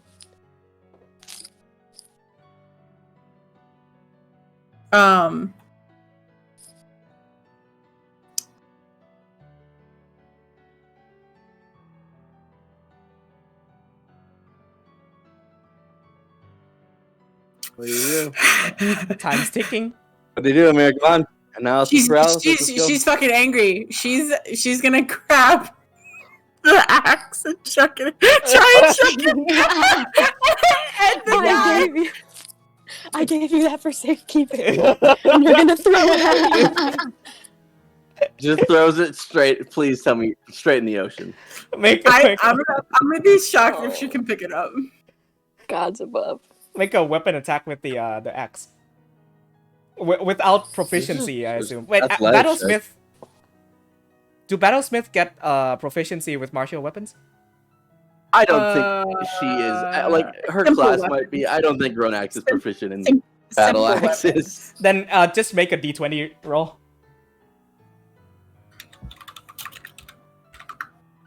8. It goes, flies past his face and plumps into the water. Yes. It is what it is. If you're just going to stand there and do nothing, then I might as well do something because this is ridiculous. And I still have another attack, and so I'm gonna firebrand again. Okay. Ronax throws stuff when she's angry, boys.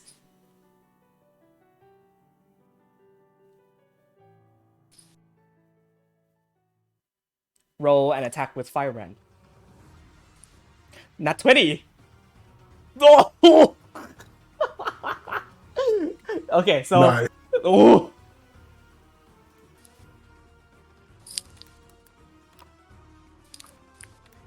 Oh wow, that takes a big chunk of his shoulder off. He actually blasts off his one of the bones go flying and splat onto onto the docks as he growls very angrily at you. He is bloodied. Is that your turn? That just means half health. That's all I can do.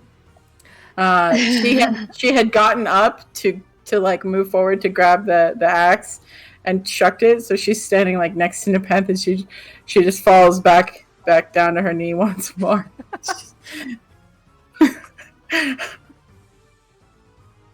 He's gonna take Ronax even though Nepenthe gave up.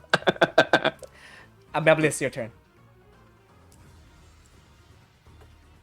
Is going to jump down and she's gonna move next to Nepenthe.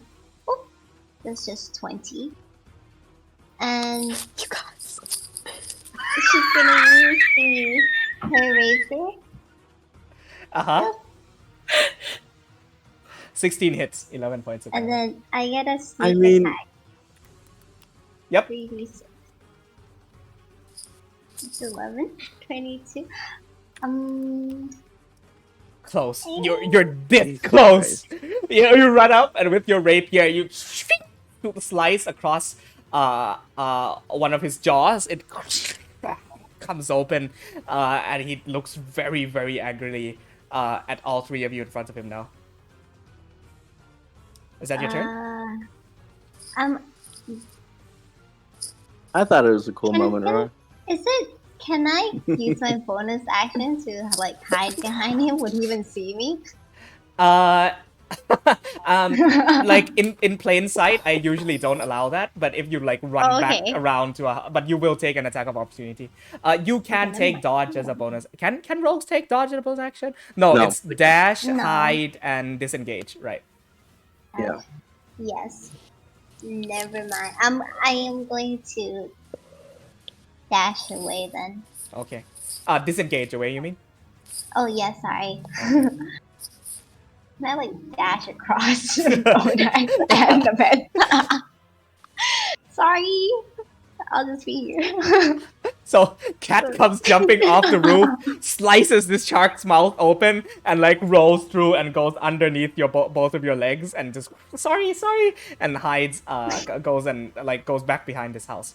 Akio, looking very distressed, looks back, looks forth, looks back again, flies up to you, and is going to take a sharpshooter shot at him. Why do all the AFK players get the kills? I don't know. That misses though. What is this? Oh, never mind. Ness. You're watching Xavier once again get dragged off right in front of you. Okay. I'm getting dragged off, and I go, Ness! He has eyes now! And this guy doesn't look too hurt. Yeah, not at all. All right then. I'm gonna hold my staff, and then I'm going to extend a thorn whip. That is a 13 to hit the big guy. Nope. In that case, what else can I do? I am going to. Are you just gonna drown me? Is this how I die? I'm gonna run up to this guy, and then I am going to cast. I'm going to expend one of the beads on the rosary and cast Sanctuary on Xavier. Okay. And I'm gonna be. This place is protected, and you don't hear. You hear me speaking a language that I've never spoken before. It's kind of like when I speak to animals, but the words are oddly different. And these people are protected, especially him.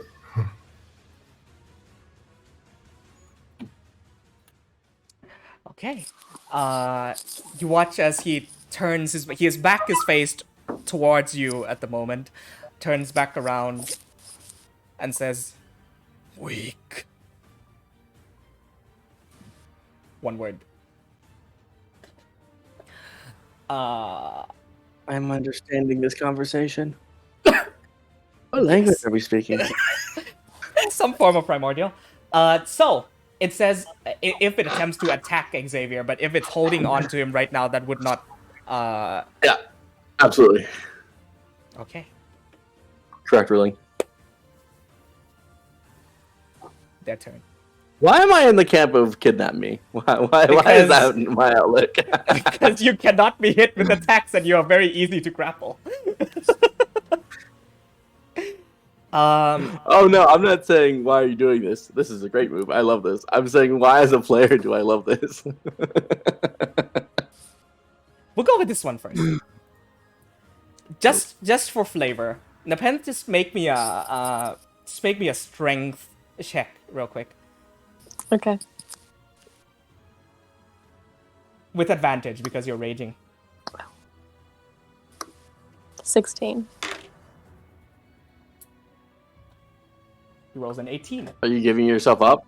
So he takes one of his large hands and reaches towards you, Nepenthe, and you close your eyes and you get ready and prepare to get dragged off. Instead, he just shoves you backwards and you fall on your ass. Bitch. And you watch as Ronax make a athletics check for me. Disadvantage or advantage or Just normal? Straight roll. Regular. You said athletics? Athletics contested with him. That fails. He rolled a 10. I was like, this isn't going to happen. Never mind. Ronax's -1 strength. Hefts you and lifts you up onto his shoulder and starts walking off with you as well. He will take attack of opportunity from Tiber and the Pen. That doesn't have any weapons on. So it's just a Bold fist. of me to think that just because I lost my axe, no.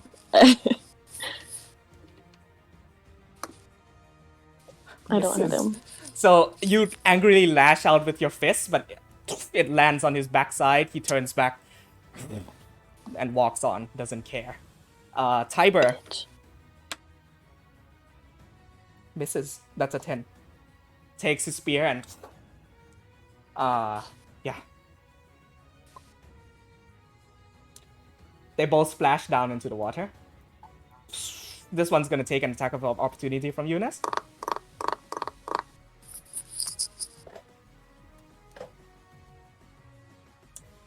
That hits.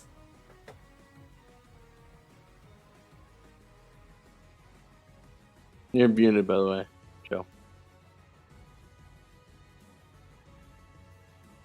Yeah, so one more first level smite, 14 radiant damage. Alright, roll damage for Shillelagh as well. The Shillelagh is another big 10. That's a decent chunk. That gets him down to half, actually. Still, he is alive. And they both splash down into the water. And in the few moments where you now struggle against the grip of these very muscular sharks, you look back and you hear the wet, like, flipping flip-flop noises of Sir Fishington runs up to there, and he takes his staff, and he mumbles a few words. And he casts, and you see a blue glow emit out from his staff. The first time ever he's cast a spell on you. You hear him shout, this should keep you for at least an hour. Please be safe. And you feel your lungs expand. Be safe. And as you are pulled into the water, you find yourself being able to breathe despite the circumstances. Nah, drown me. For an hour. Okay. And these sharks now fully submerge themselves into water and drag 2 of your comrades off into the open seas. I'm not just going to let them go. All right. Stop looking at me like that. I'll allow one more each from you. From Ness and Akio are each going to make are going to be allowed to do one thing since they are the closest. Okay. Well, I mean, I think Ness was just saying that he's chasing. Do they do the two of them move closer to each other at all? As they swim away. No. Okay. Don't. Well, the one with Xavier then. Okay.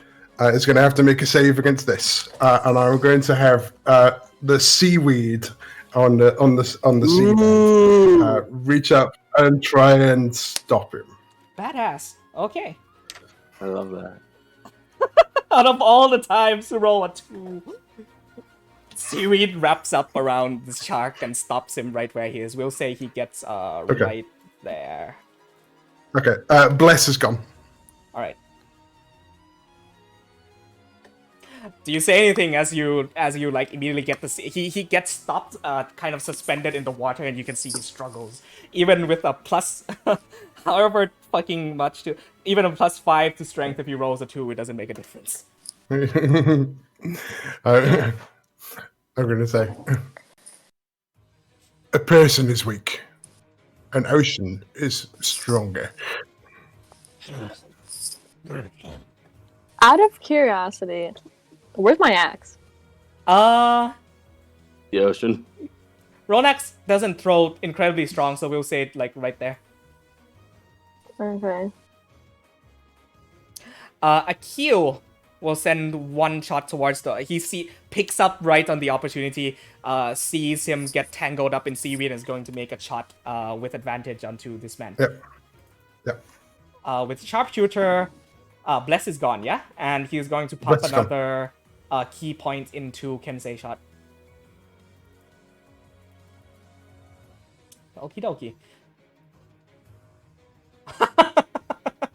It's back. Nope, that doesn't do it. Yeah.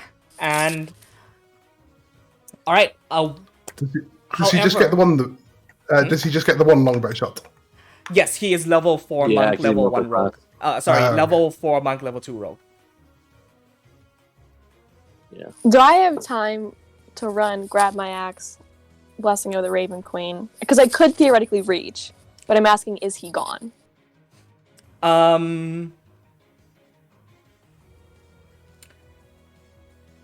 Make one more initiative roll. We'll match that with his. Fair call? Yeah. Okay. Yeah, I'm down with it. 16? 13. Yes. Okay. So, I'm able to run to here. That's 20. 30 because I'm in water? Is that rough terrain? Yes. Yeah. Okay. Yeah, if you have. And then I can make 30. I blink to here, and as I come out of it, I attack. You're gonna have advantage. You will be attacks, though, underwater, so this will be a disadvantage. Fair enough. Yep. Gotta try. You could probably. Did that use all your movement? That's all of it. Yeah. Yeah. That's Oh, Remember reckless. What? yeah, you gotta call it out before. Generally, Yeah, the rule for reckless. Is this like a full turn, Roddy, or is this just one attack? just the one. Okay. So, Ronax, your last sights are Nepenthe, appearing roughly 10 feet behind the shark, closing the gap, swimming, and then taking Giant Slayer and swinging and misses. The earthquake effect from Giant Slayer actually sends ripples through the water as your lungs get filled with water. Though you are still being able to breathe, you feel yourself getting tugged away into the darkness of the ocean. You just see blood, like, trailing Trail behind. out into the sea. You are gone. Can I attempt Xavier. to break free? This. Yes, you can roll for a athletics check. Opposed, you don't get advantage, but he will get disadvantage. Hey. That's 17! That's a 9. You'd break free. Fuck yeah, I swam up to the surface. Just in time to see Ronax get dragged off as well.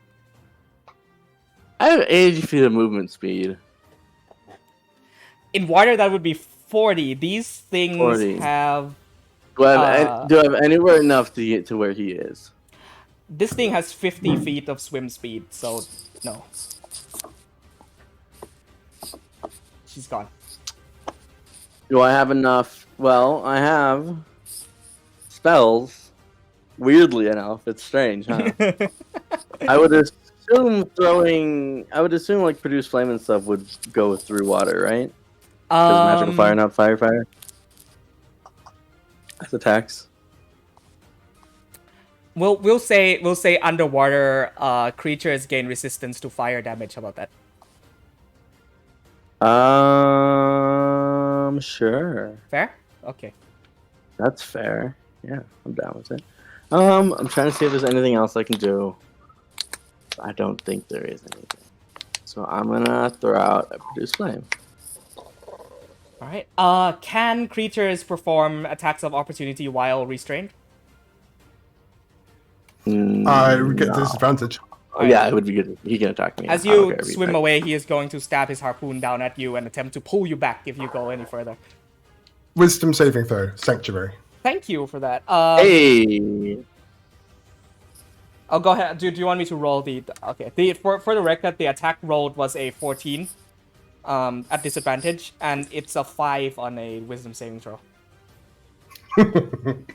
Okay, cool. So he misses that. I'm gonna throw out a produce flame on the one holy rune axe. 17, yeah? Or 17. 17 hits. Yes.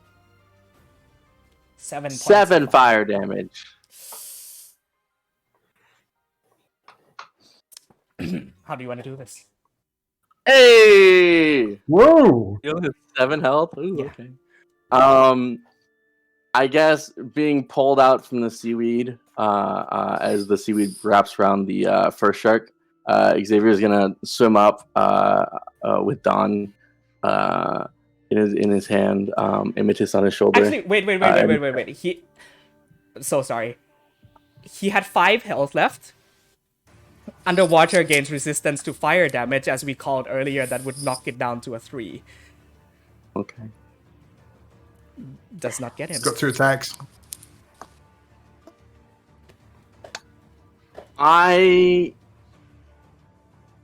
So technically, I get a second attack, but can I just throw a weapon? Because I can't cantrip twice. Throw a weapon, so like Chuck Dawn. Because if I have 40 feet of movement and he has 50, are we saying I'm 10 feet behind him? Because if so, I have lash as a whip, which would be 10 feet of attack. Yeah, at disadvantage underwater. It's just totally fair. Last roll. If this fails, it's gone. 22. 22 hits. There we go. 7 damage. 7 points. Ah! Okay. I'm sorry, Roddy. I ruined your fun. So Xavier kind of like floating in the water, looks around. I think he only now just realizes Ronax was taken. I think he pushes himself forward more with arcane force than really knowing how to swim very well. Mm-hmm. Just because of the way with haste, and he with one arm throws out a burst of fire that engulfs half of this shark's body, and with the other arm pulls out Lash, dropping Dawn to the floor. I don't think he cares. And with Lash wraps around electric energy around the other half of his body, and the two wrap around his body in like a weird arcane swirl, and he tugs with both and pulls him away, leaving Ronax to kind of float in a bloody mess. Yes. Okay. So with that, the Salatian gets decapitated underwater, holding onto his last breath. Lets go of Ronax, who then drifts up afloat 10 feet away from you.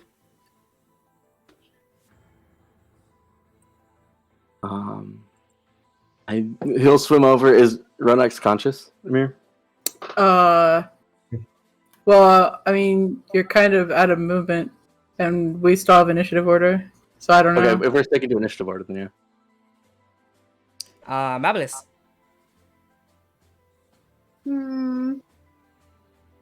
Amanda's just gonna run to the deck using full movement speed, which she will end around here. Okay. I don't see the shark that took Rolex, right? Out of the map, so no, you do not see. Oh no. See how far? 40. Okay. She's going to use her short bow on the shark. With advantage. No, straight roll, because yeah, he's underwater, but restrained. But if you use... No, you can't use steady aim. Never mind. 9 misses. So. Yeah, 9 misses. Fortunate. Can I use my bonus action to dash? Yes, you can. Or okay. And then I'll dash up to here. Yep. Okay. That's it. Akil is going to come up to here and also take a sharpshooter shot at this shark man.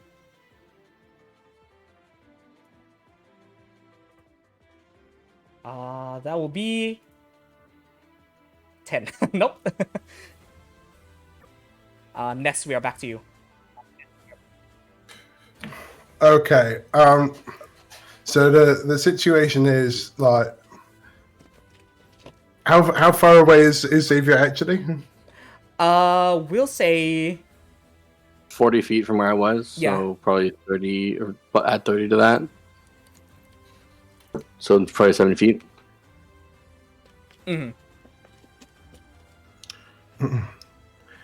Okay then. Well, the danger is not over. So I guess I'm going to get in the water with the shark. Okay. He's still restrained. Yes. But I assume I get disadvantage. So straight roll here. Yeah. Okay. So should I let? That's an 11. The second one is a 13. No. It's not so great. I guess let's do the bonus action one. Why not?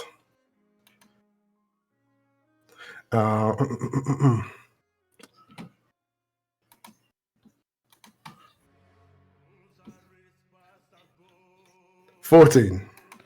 14. No. Just Terrible. One off. Okay. This shark is Oh, sorry. Anything else? Do I want to stay in the water or do I want to get out of the water? I'm going to. I'm gonna get back out for now. Okay. Fur drenched in salt water. Yeah, exactly. Did not go well. Didn't go well. This shark is going to attempt to free himself from the vines that are currently grappling him. Yeah. That is a 19 strength check. Yeah, that works. And uses teeth to tear apart the vines. Using his harpoon, he slashes, breaks free from the spell. Also looks at his friend who now floats adrift in many, many pieces in the water, and is going to, with his 50 feet of swim speed, torpedo towards Ronax and just take her in his arms instead. Is that an action? Yes. You used that to break free. Gotcha. So instead is this will be going off screen now, but he will be so theater of mind. This is what D&D is for. Yeah. He will be just in front of Ronax, in between the 10 feet of space between Xavier and Ronax. He will be kind of held adrift right there, and is preparing to reach for Ronax on his next turn. And so sticking with this initiative still, Tiber is actually going to start running off this way, uses his action to dash towards something on the docks. Nepenthe. In the water, currently about 60 feet away from you is where Xavier and Ronax would be. Right.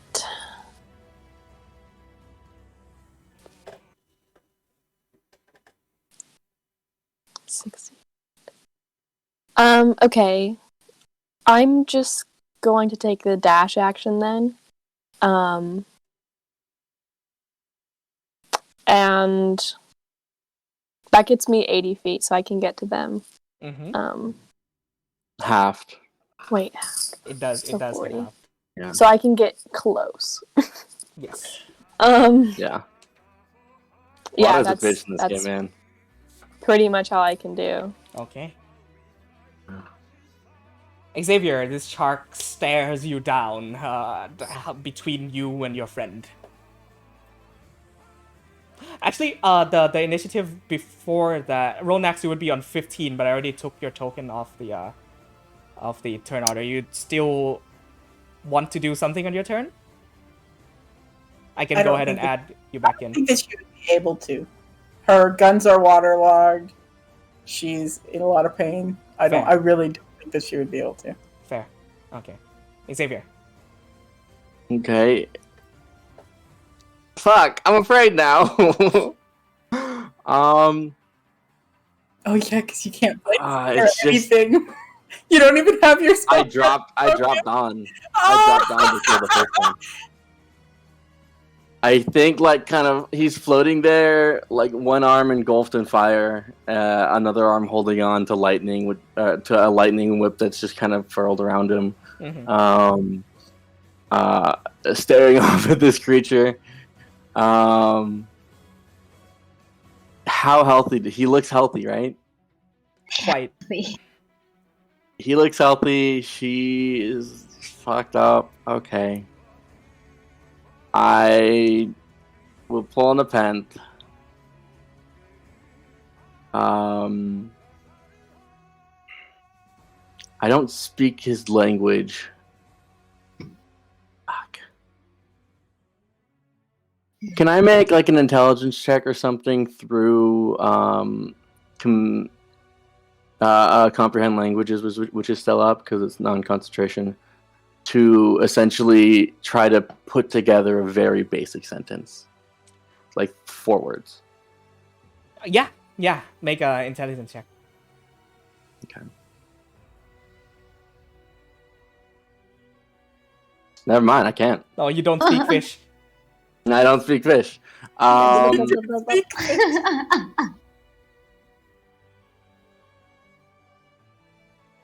Fuck me. Okay. I will deactivate Lash. Let it drop to the ocean floor. Actually, no. He's gonna take both of us if I do that. 'Cause we're both weak as shit. Fuck it. I'm fighting him. Fuck him. I am gonna attack him once with Lightning Lure, pull him towards me away from Ronax, and then just shove fire down his mouth. He is huge. Does Lash work on huge creatures or above? Let's see. They just have to make a strength saving throw. Yep. Doesn't say anything about huge or not. You see 15. +5 gets exactly 15. Fuck, he saves. I imagine kind of it wraps around him and I pull, he just stays with water. Yeah. Yeah. Let's do 16 lightning damage. Though. Yeah. And yeah. Like, yeah. And then well, it's a cantrip. I don't think it does any damage if he fails or if he succeeds it. You know what? So Yeah, I'll take your call on that. I don't think cantrips do damage. I'm just gonna charge him and like summon fire into my hand and just like attack him. 17. Did you already cast a spell with Lightning Lure? Oh, sorry. That's fair. In my head, Lash is more of a melee weapon, but yeah, I don't know because we ruled it that it was a melee weapon, but I don't know. I forget how we ruled it. I'll allow it. 17 hits, roll damage. We should figure out the specifics of that because I think we figured out layman's terms that didn't make rules on it. 10 fire damage. I'm just charging him with just 40 feet of movement into his chest with fire on my arm, trying to take his attention off Ronax, basically. Okay. Amabilis? You see before you water and a few blurry shapes in the water. Sparks of energy. Mm-hmm. Oh. Beneath the water.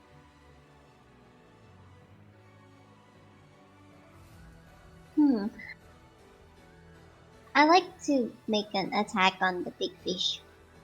Big shark. Alrighty. It is oh wow, it's way over 60 feet from where you are. This shark isn't actually here anymore. I just have him on to track his health. Oh. Yeah. It is about close to 90 feet from where you're standing, so you would have to get into the water, use your movement to spend up to that to even get a chance at attacking it. Can I Also, ranged weapons underwater are halved. Right, so there is no conceivable way that you will be able to hit this. with a Can longbow. Can I make a jump to Nepent? Yeah, you can. That I won't even like make you Okay. roll for that. You jump and latch onto the fence back. Yes. Well, remember I'm like 40 feet in. You're right. You're Oh, not on really? even on this. Yeah, you are seeing water Sorry. as Oh, far so- as you can see. I feel water like we is get not my a friend. picture. I feel like we just see Amabilis just like reaching the end of the dock, like, oh, do I have to jump What in do the I do water? now? Yeah.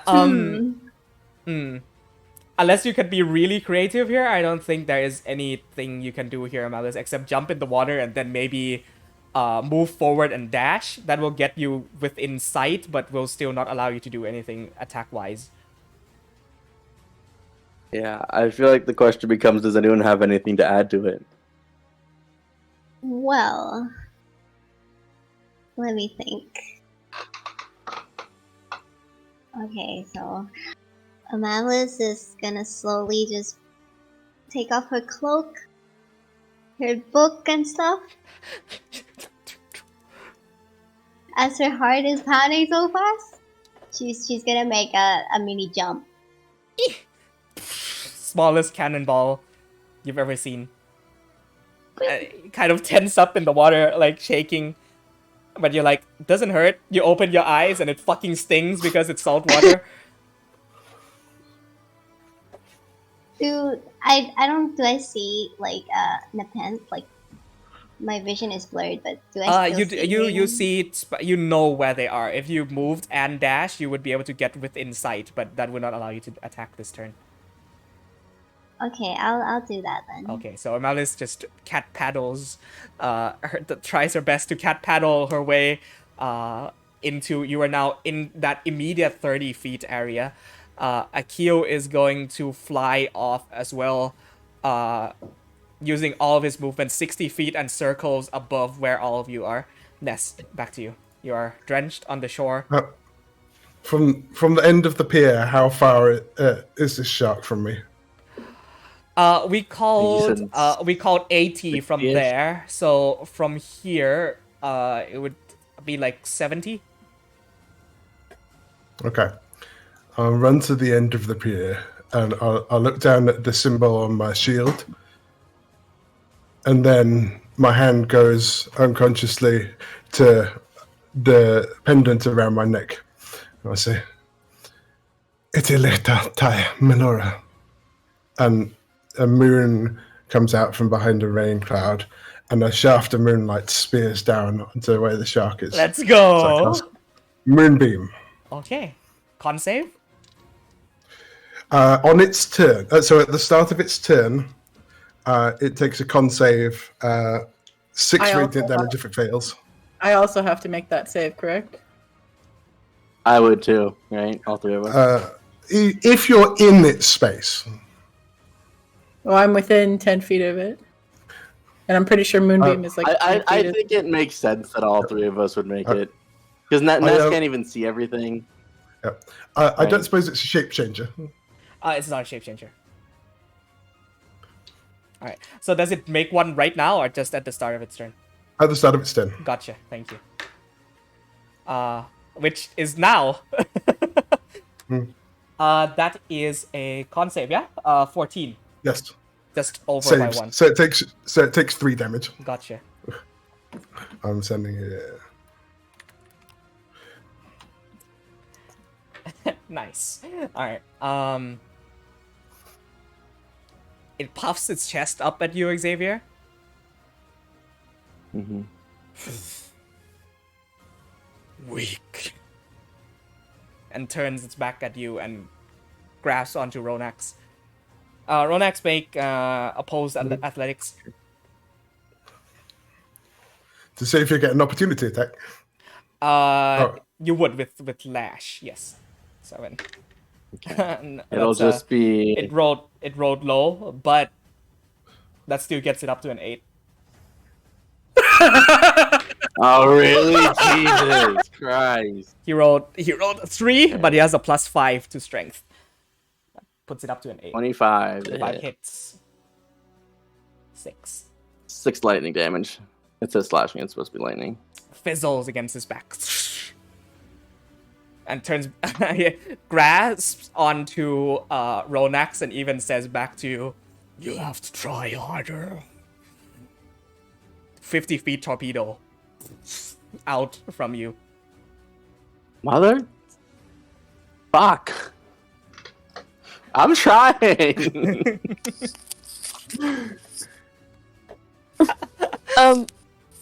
I'm assuming we're out of initiative now. We are, and I'll call. I can keep up with him for a little bit. And so can the moonbeam. I can move that thing 60 feet around. All right. We'll go one more round into Moonbeam and then he's out. So con save with Moonbeam, yeah.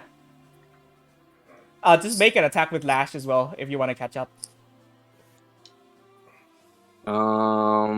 Yeah. So I'll take a whip attack with Lash and then produce flame again. Okay. That'll be basically my round. Mm-hmm. 15 to hit, 13 to hit. Lash hits. Okay.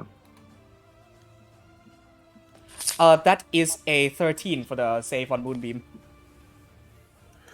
Ooh, that just succeeds. Okay. So half damage. There's 7 radiant damage. So 10 total. He is bloodied, but that is the extent of 8 your damage. abilities. Yep. Okay. As he now torpedoes into the deep, along with Ronax with him. He's dashing away? Yes. Yeah, so he gets 80. Okay. I can only. Okay. Or he gets 100. I can get 80. He would get away. Why don't we go ahead and take a break here, and then we'll come back in 5 minutes to pick up. Yeah. Ratty? Yes? Why do you keep kidnapping us, Ratty? I mean, the chance presented itself.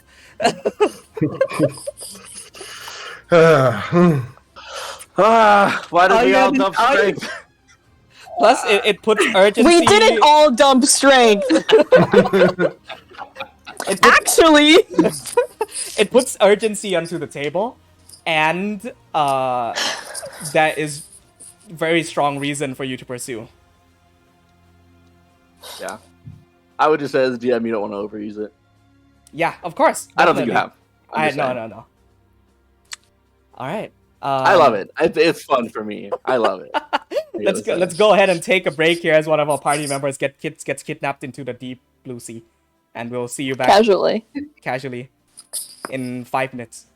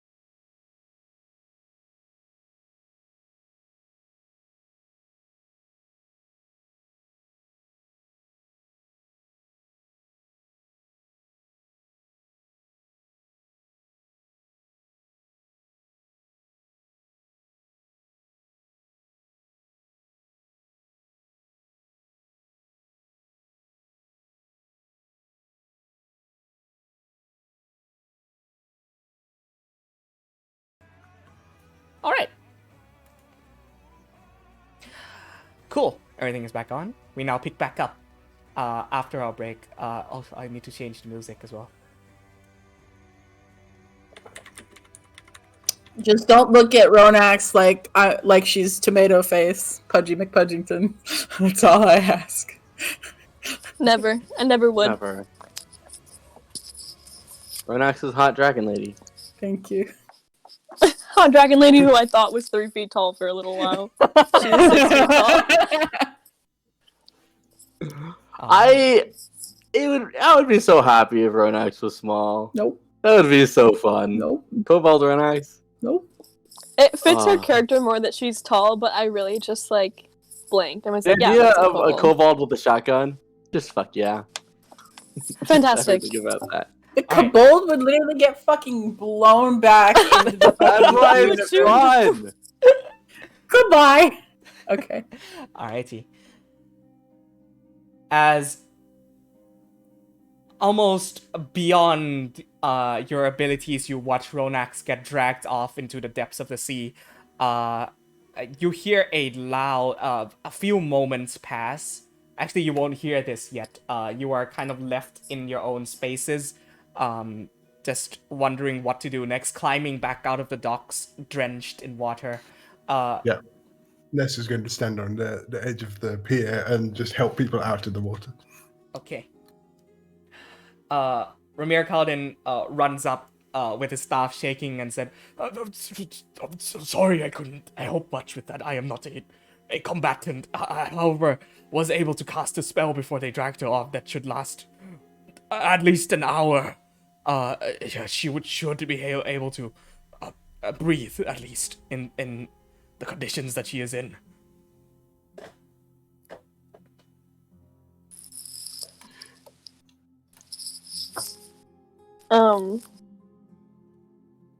I think we're all out of the water now, right? Yes, you are.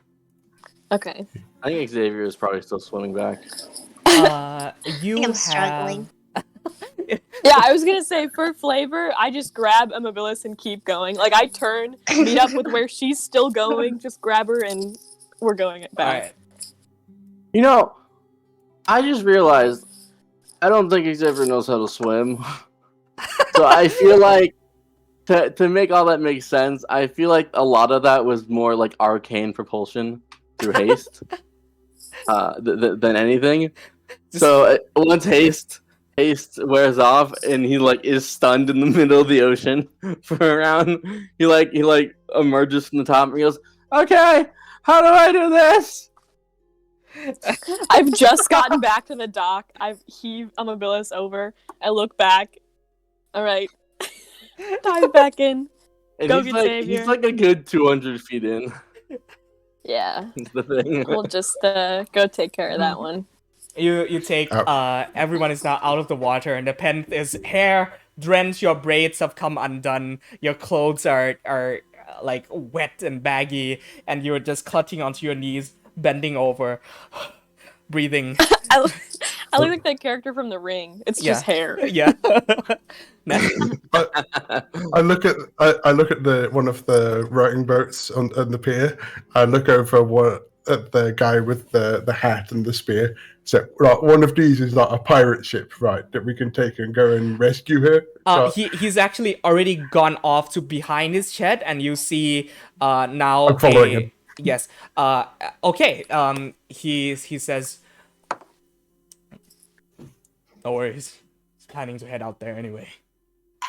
And he brings you back around his shed to a secluded little offshoot where a bit of water extends in, forming almost this small lake, and you see a sizable ship-like shape that he has covered up in tarp, which he goes up and says, "Give us a hand, will you?"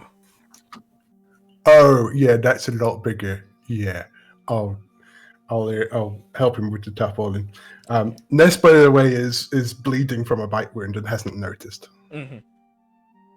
Xavier's like collapsed on the sand, just like heaving, like so tired. You do have an unconscious Sahagin on the the village square that the kid which was hiding in front of the house has now come back out and started kicking on the unconscious body. He said, "Give me back my mom!" Yeah, as soon as I caught my breath, that's where I'm headed. Okay. Have this motherfucker up. Slap him awake. Realize I have no idea what he's saying. Yeah, does anybody speak fish or... You see, Sir Ramir Alright. Khaldin comes up and like kind of adjusts his top hat and says, yes, I can quite understand this is the language of where I come from. Oh. Right, well, interrogate. You see, he clears his throat and says, "Pardon me, I haven't done this in a while." And then from his throat, he opens his mouth and comes these series of like weird rasps and gasps and like very wet slapping noises. That's gross. Why do you keep your hentai out of my D&D? No, it's not. And you formulate that there are traces of very, very old primordial language in what he is speaking, and he says, "Yes, I've gone ahead and asked him where he has taken your friend and how far it is away from our shores, and yes." And you see the Sahuagin turns around and very angrily shouts back, "Yes." And he says, this person seems rather uncooperative and quite rude. He has thrown a number of very rude terms towards me. Let him know that being uncooperative will have him end up like all the rest of his buddies. Or we could cook him. Oh, we could cook him! You're absolutely right. You know, I've been Hearing that come out of wishing Amabilis' mouth. for a fish fry. Can you transfer that over? Yeah, he relays all of that. See the Sahuagin like clutches onto your arm and like yes. Make an intimidation check with advantage. Sick.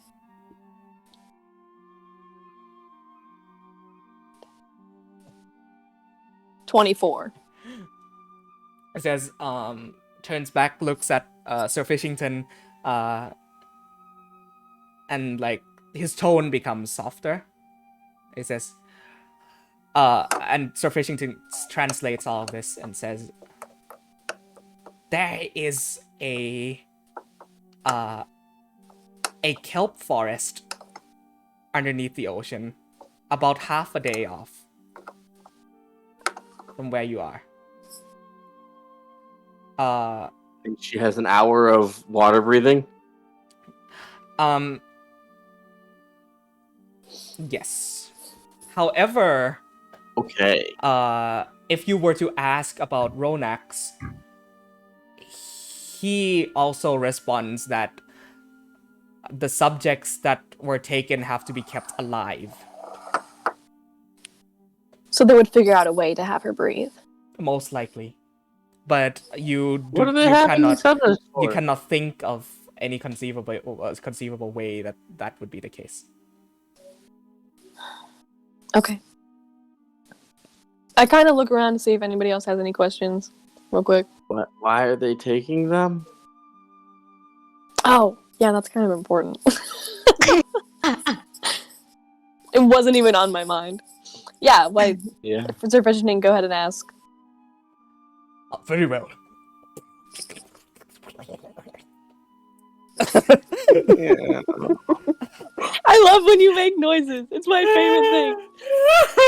I can't look at your face when you do that. I don't know what I'm doing. Anyway. Yes.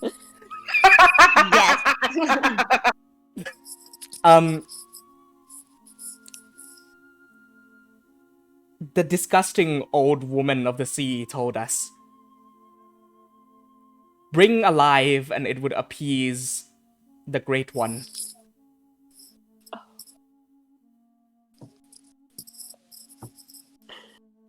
Great. That's fantastic. Cool. I What love do a we great do with one. him now?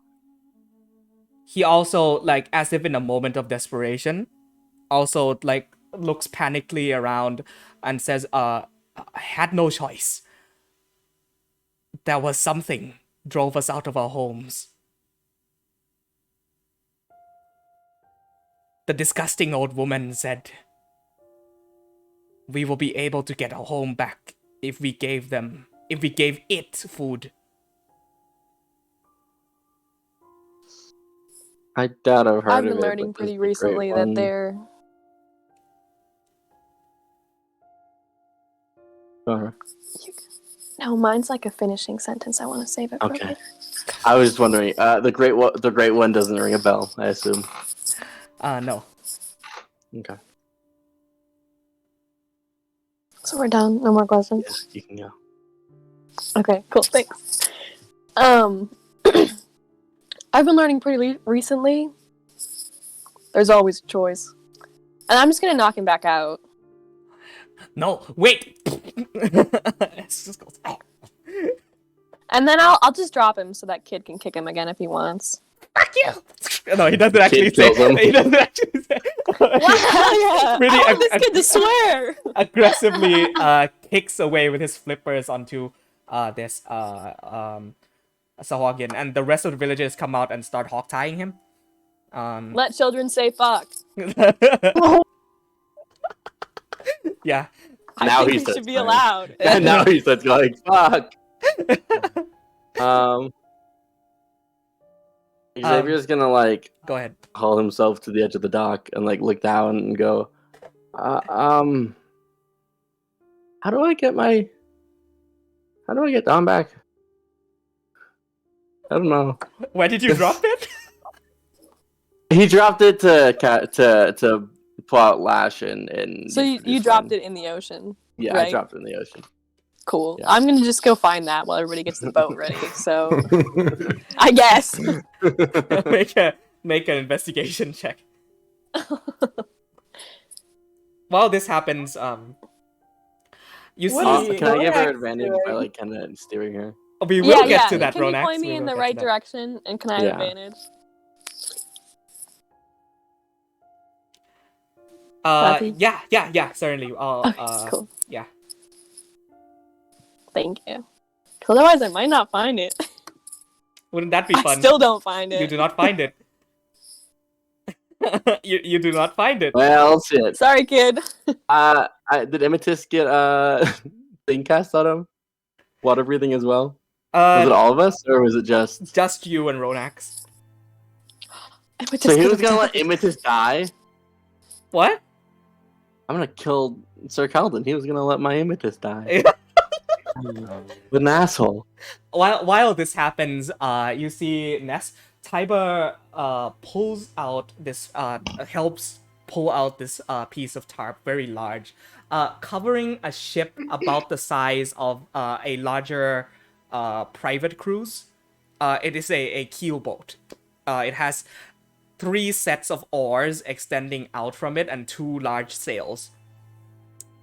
And you see that this ship is a very, very strange make. Definitely not any ships that you've seen or heard of. Well, you haven't barely seen any ships before. I thought a rowing boat was a pirate ship. It's a Yeah. it's a it's a large rowing boat that has sails, so it will function. It is still considered a gargantuan vehicle. I'm gonna take 10 minutes and have everyone at the 10-minute marker kind of gather around me to ritually cast water breathing, so we all have it for 24 hours. Gotcha.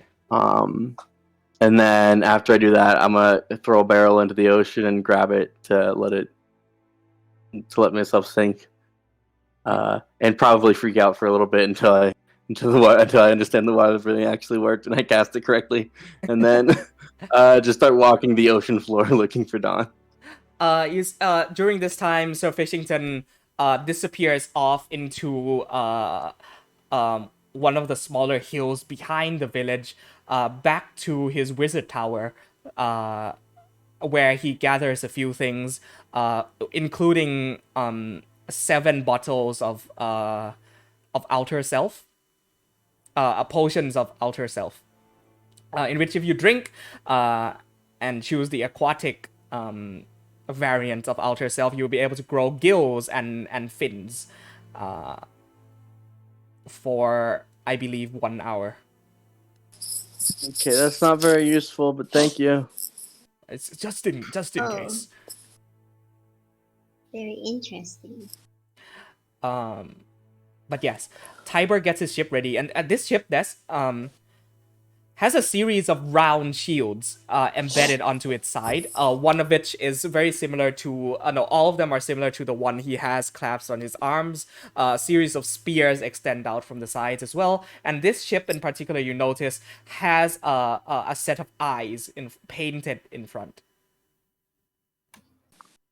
Interesting. As he gets on, you help him unfurl the sails, and he pulls the ship out of that small hidden corner and onto the docks. All right, now see all your friends. Have I found Dawn by this time? I assume it takes a while to do that. Like in the time to do that. Oh man, make one more. Because I know I would have known where it was. You're generally. right. Make an investigation check with advantage if you're going down there yourself. Yeah. Well, the first one would have been a nat 1, but 15. Sure. Just because you'd be throwing away. It shouldn't be that hard. Yeah, it was in like 30 feet deep water. And you know where it was. Yeah. Frantically searching for the blade of your heirloom, one that has been with you since you left home. You do, in the end, find it, though it takes longer than you anticipated. When I get out, because I just realized this is a thing that we didn't really look into. How is Vorax? I'm gonna find him and calm him down. I assume he's kind of freaking out. Vorax is standing by the dock that she got taken out of and looking into the water and then going back and then circling around in place and then going back and then looking into the water and then walking back and then circling around in place. I'm gonna... Oh, buddy. I'm gonna come up to him and kneel down and, like, give him scritches. He makes very sad whirring noises.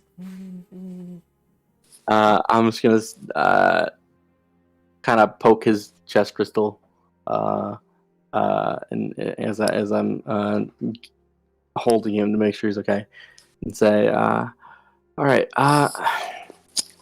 Rorax, buddy, we gotta go find Chronax, okay? We can't just stay here doing this." Turns his neck back out towards the ocean. Looks back at you and kind of looks down. And follows you. We'll find her. Okay. Pat him on the head and walk towards the boat. Okie dokie.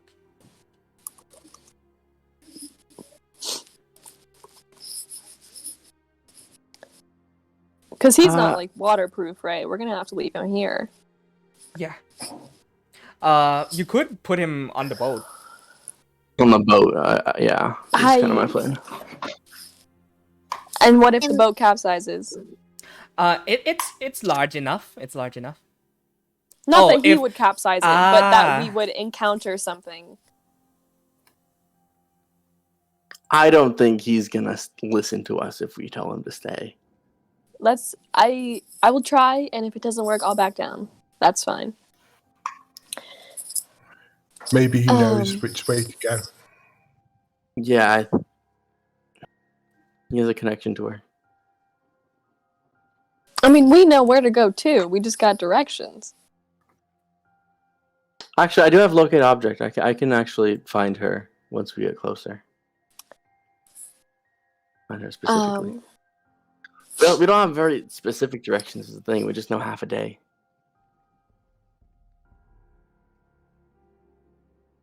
I just feel like if we brought him, we'd have to leave him on the boat anyway. We have to go fight them underwater, and he can't come. But in my head, if we don't, if we bring him, that means he has to wait 10 minutes alone.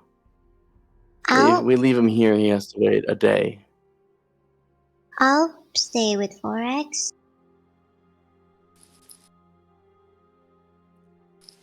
Else, I feel like you have more value with us. I feel like we'll need you. With us, not more value than Vorax. No. It's just like that. I was just thinking, like, wow, the fact that that's even coming into question. Vorax uses his head to nudge against your torso, Nepenthe. Hey, bud. Look. Can you feel where she is? Do you know exactly? You see he hops up and down a little bit. He has wings. Okay, not on the docks. Not on the docks. He does have wings. Yeah, You gave him wings. Flightless wings, decorational wings. he does unfurl his wings and look out at shore. Flightless for now. If you Flightless. fell in the water, what would happen to you? Looks at Xavier, and Why no? almost he's trying so hard to communicate. His crystal I should do yes or is no like questions. That's sparkling. on me. That's on me. And you see he circles around and looks down at his arms, and does the thing where his arms kind of contract back into itself. You know, the mode he goes in when he rests, where the levitating pieces of metal kind of snap back in together. It's how she stores him in the bottomless hole. I feel like I would have some semblance of, like, he should be fine. He's a construct. He doesn't need to breathe or anything. Yeah, if But he goes... I worry about water affecting him not as a living thing, but as metal. And if he sinks to the bottom of the ocean. To clarify something, he is not explicitly metal. If you were to touch him, the texture and feel of him is more like sandstone. Why have we always been describing it as metal? Because Rati described him as metal in the first time that we came across him. This was only made a design choice when we had discussed the art piece. But yeah, anyway, out of subject. Okay. Even if he would be affected by a water, weird metal? It's a very weird glossy sandstone kind of glazed. Yeah, glazed sandstone. Yeah. Basically it's enchanted glazed sandstone. Okay. He's able to shut himself back up even if to prevent water from going inside, if at all.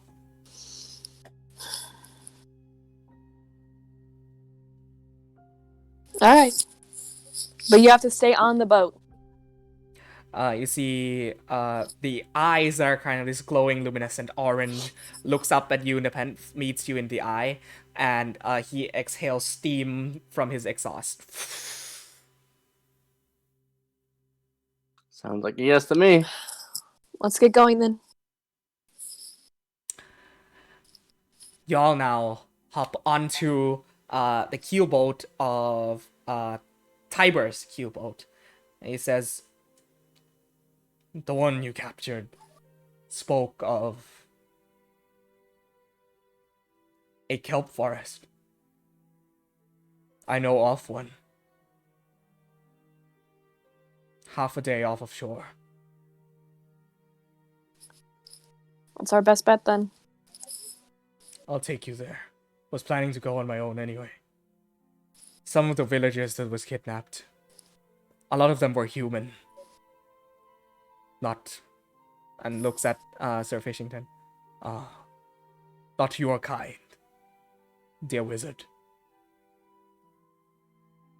So if they were being kept alive, that puts a bit of relief on my end.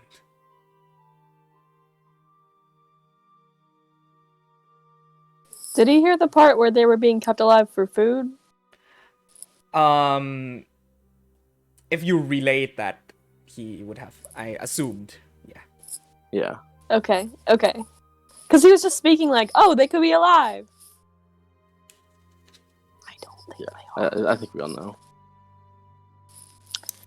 Anyway, we head off. Leave port. Yeah. The sails unfurl as the winds blow and pull taut against the sails, heading out into sea. For many of you, the first time is instead not filled with wonder or exploration, but instead filled with worry and dread for your taken comrade. As you head out into sea, it is relatively early afternoon. He says, you should all take this time to rest. Many of you were hurt. Yeah. Yeah, I'll trans. If that amount of them were to be able to attack us in the village, who knows how many of them are down there?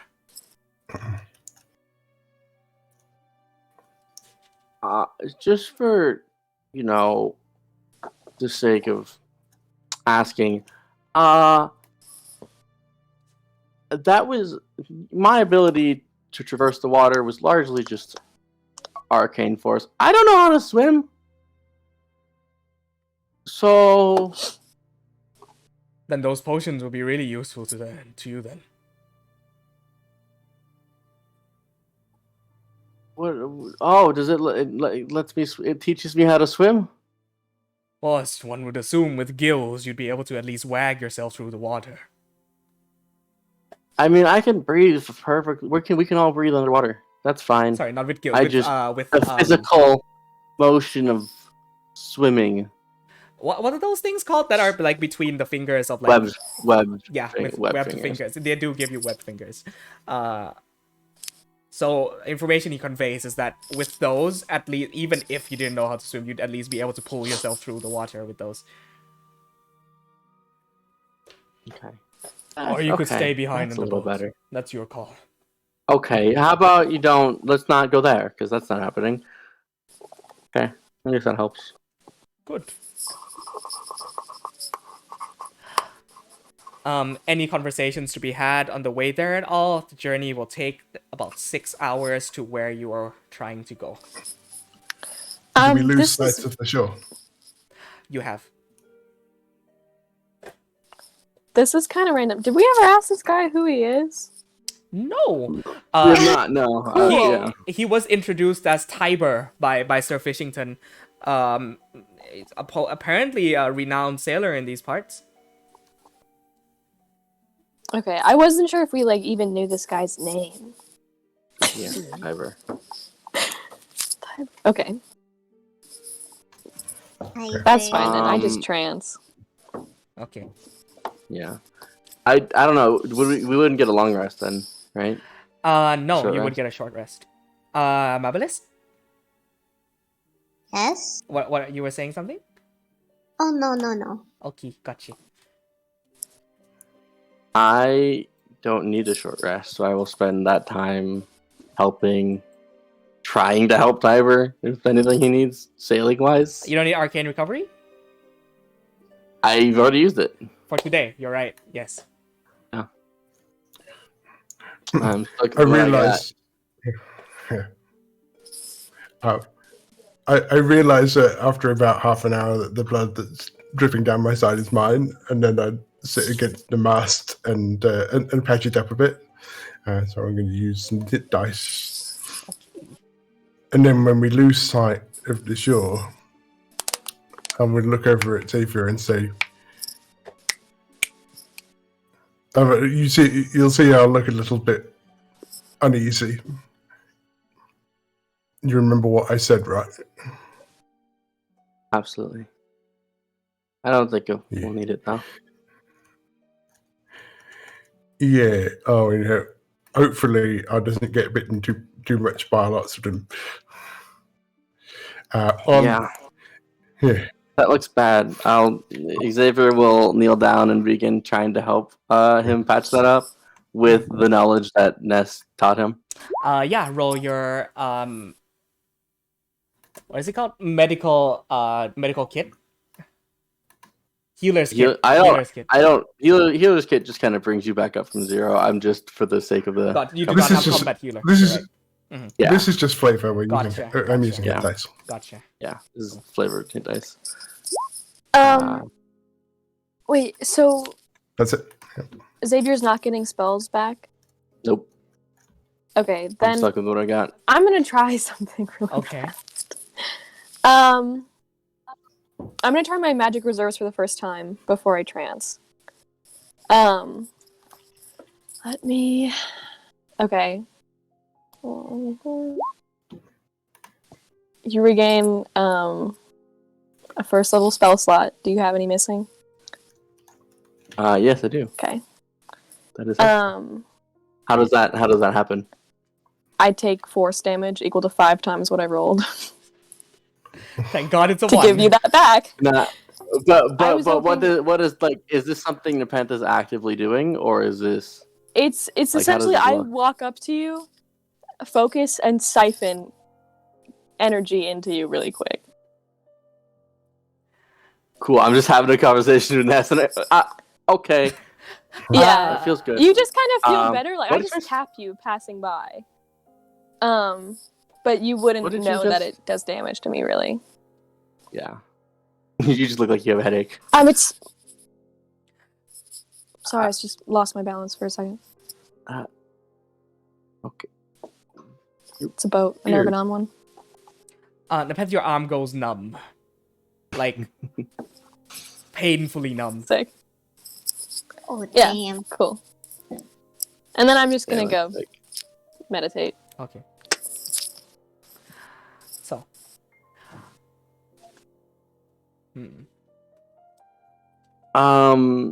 I guess with Ness, as I'm helping him out, I'll say, thank you. By the way, I didn't get the chance to say it earlier.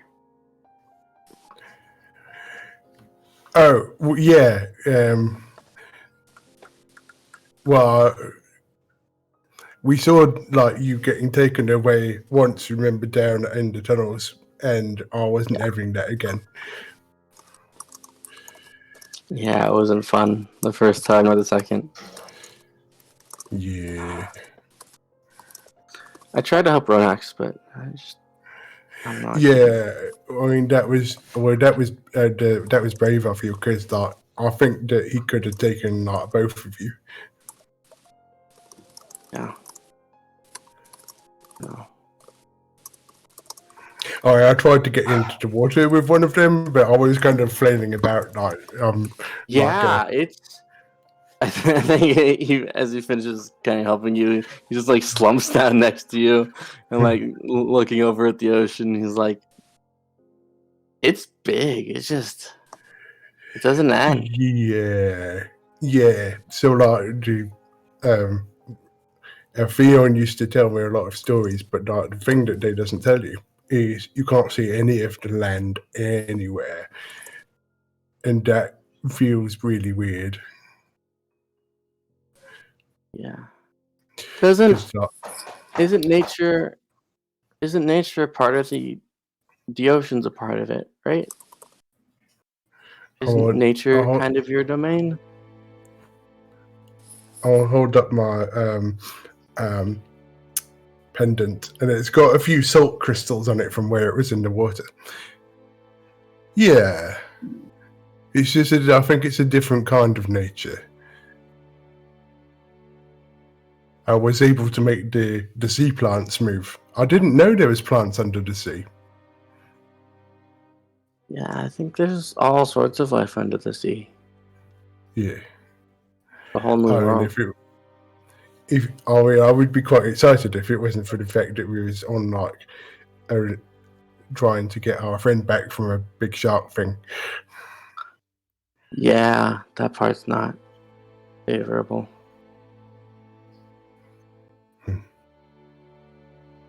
The wind feels nice though. That's a new feeling. Yeah. Hey, look. It's blowing this way. Kind of look out, like let the wind blow through the hair. On that note, actually, could the both of you make a perception check for me? Sure Yes, okay. thing. Yeah. Can Imitus help me? With this in particular, It's fine if not. Nah. 21. Okay. Good, 21. 9. That's 30 together.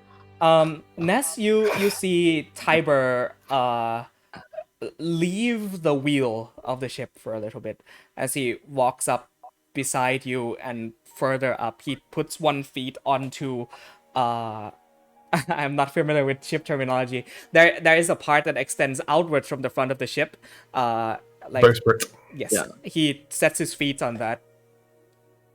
And adjusts that. his actually takes his straw hat off, and you see that running down from the back of his skull is this very oddly shaped scar. Runs down the back of his skull onto where his spine would be. And he looks out into the sea. And you kind of look where his eye line is pointing. And you see that a few miles off in front of where you are, there are darker clouds that are beginning to form. Very oddly shaped dark clouds. Looks like a storm, but it seems to almost be tunneling down into the sea. Huh. This pillar of a gust of gray wind. A water spout? No, not even. It's just gray clouds that come down like a beam into the sea. He puts his straw hat back on.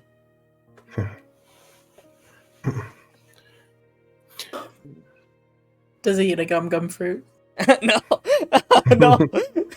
He stretches his arm out. No.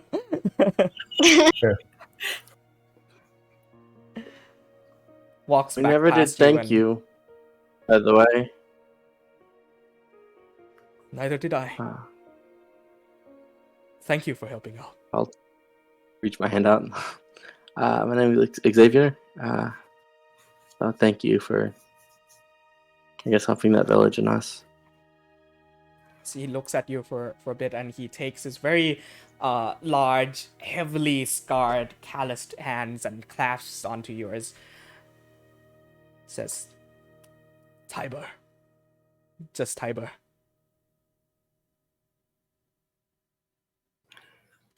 I suppose formalities have been thrown out the window, but this is my ship. Its name is Ventus. Ventus. Okay. It means wind. Well, it's the only ship I've ever seen in my life, so it is a lovely one. It's the best one I've ever seen. It's See, glorious. he runs his hands along the rails on the side and says, she is a fine vessel. Yeah. There was some pirate ships in the dock, but we decided not to take them because they was a bit small. I see he tilts his head and There are looks at pirate you. ships? Did I miss that? Oh dear. Why didn't we take the pirate ships? Well, like they was a bit small, and they didn't have like the wind sails like this one. My big furry friend, those are fishing boats.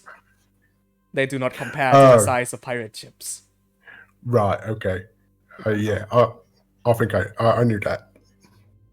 All right. Well, when we find a pirate ship, if we find a pirate ship, can you point that out? Because I don't really know what that really looks like. I will not point it out, but I will instead steer clear and as far away from them as I can. Does that sound good? Okay, pirates are not good. Pirates aren't good. Not Okay, typically, noted. no.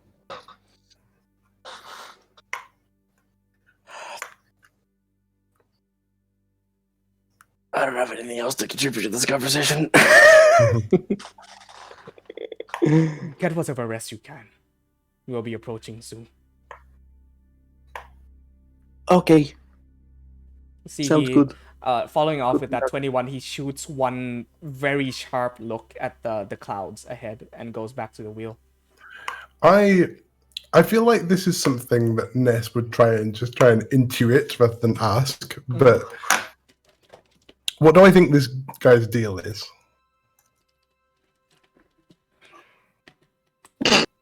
Make an insight check.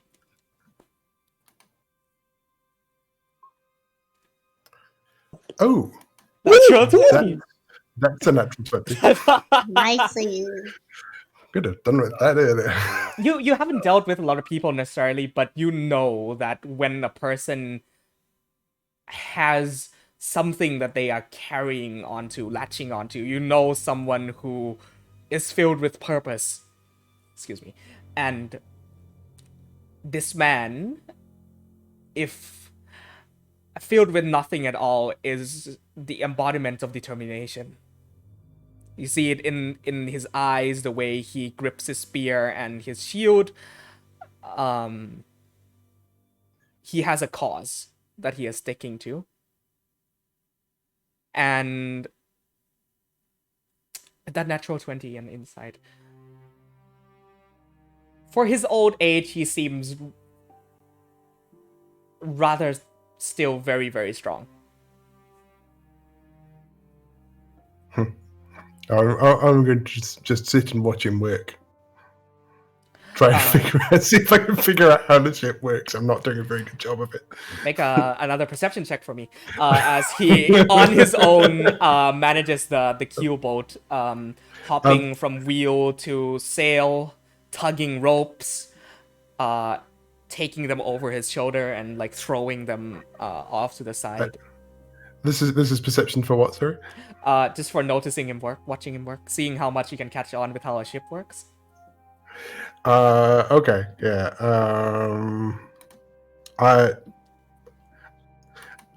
Just for fun, I'm gonna roll a worse stat for that because I think I would be bad at it. Okay.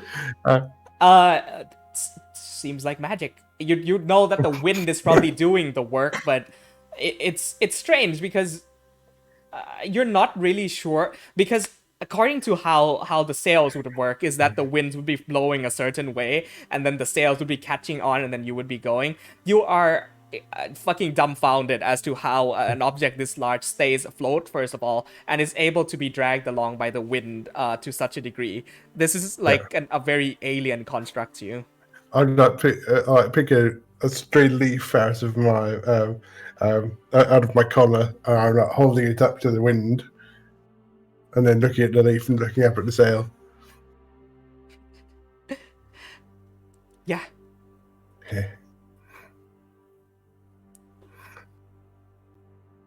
A bit of salt water splashes on your face, and kind of wipe it off, and you see that a bit of salt water has splashed onto the seed as well.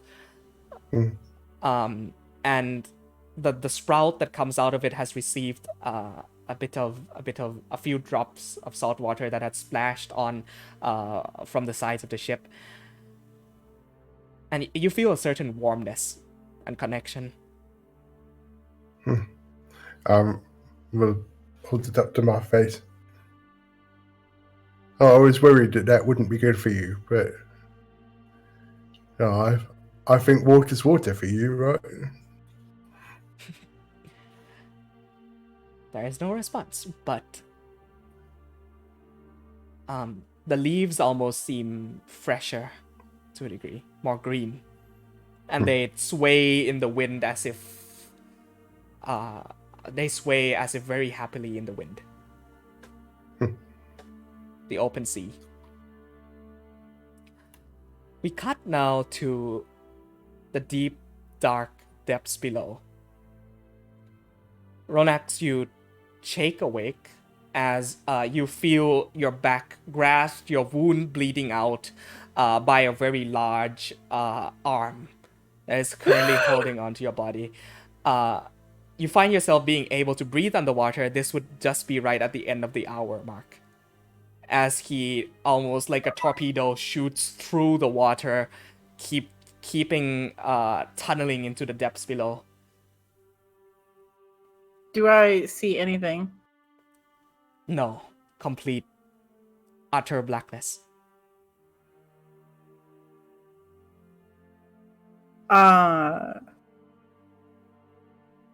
She starts wiggling.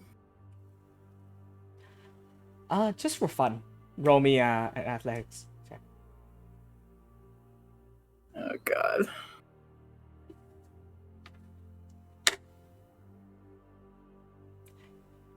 So he rolled an 11. He has a +5 that gets it to a 16. Oh, that was 15 that I rolled, but yes, he has a 16, so that succeeds. Grasping on tight to your body, you struggle, almost loosen yourself from his grasp. But in that moment, you feel seawater enter your lungs as you reach the end of your hour mark. And you are unable to breathe, suffocating.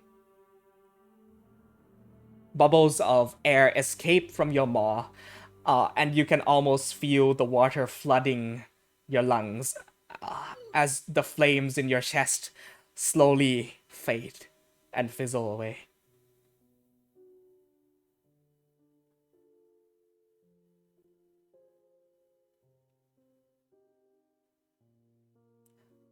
Your sight starts to lose focus and fade. And you feel the darkness starting to take hold of you. Water fills your lungs. Unable to struggle, unable to breathe, unable to do anything. What is she thinking of in this moment?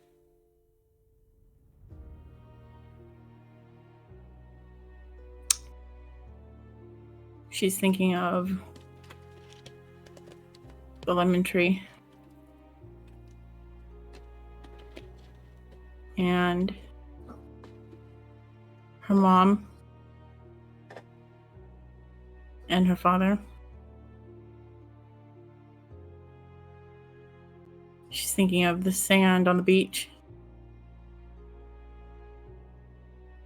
The moment when she powered on Vorax.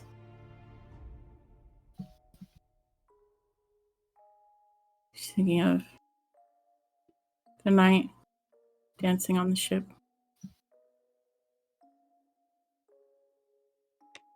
She's thinking of her master.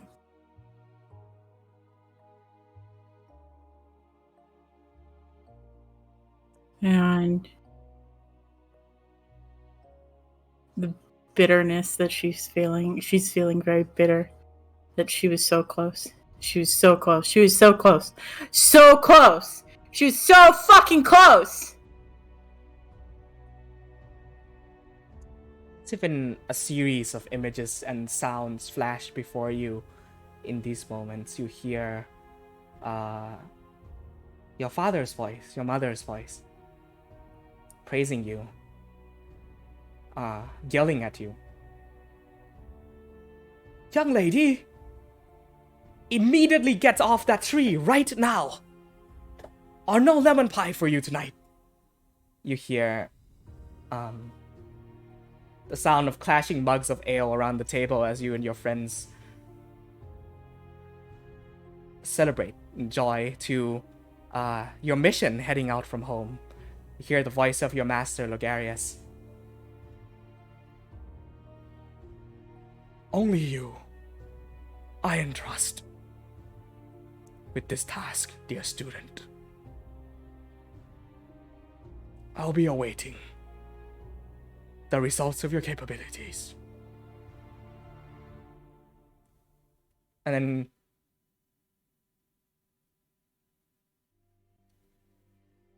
you feel a sudden tug on your body. Vision black, fading. You think, this is it. It's done. This is how you go.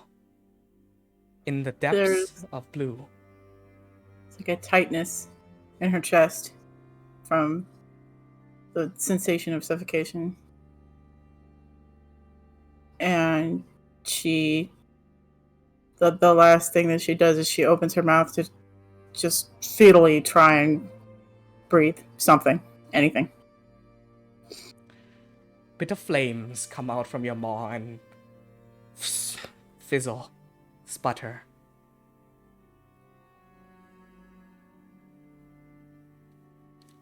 Find your fire, wormling. Know what it is. What you live for. Fight for.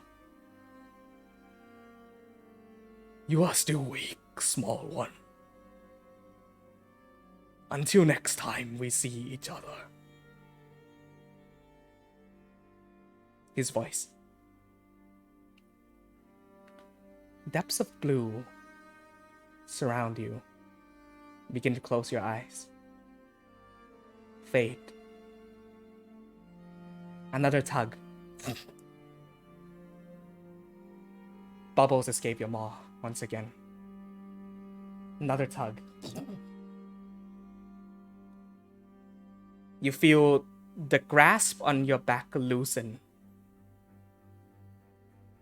And a deafened, a muffled roar from the mouth of the Salatian.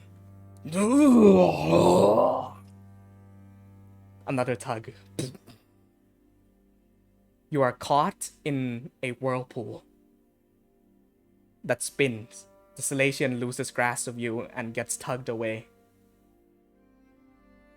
A familiar feeling of electricity in your skin.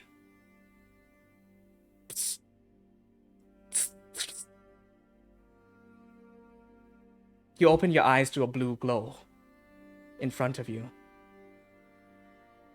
And you watch the Salatian get struck by a pillar of lightning in the middle of the sea, and the lightning dissipates and fades and chocks you awake through your fingers. As its charred body, a few bubbles escape from its gills and it sinks to the depths of the ocean while you get pulled upwards in this whirlpool. The water almost pushes at your back as you tunnel up and up and up and up until you start seeing light again on the surface of the water.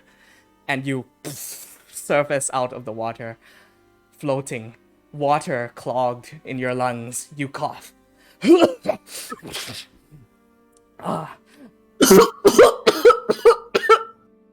And you float there. And you look around. And you see, almost as if walled inside, a cylinder of wind and storm. You awaken amidst this, the calm, as if being in the eye of a tornado, as wind rages and spirals around you. Make a perception check.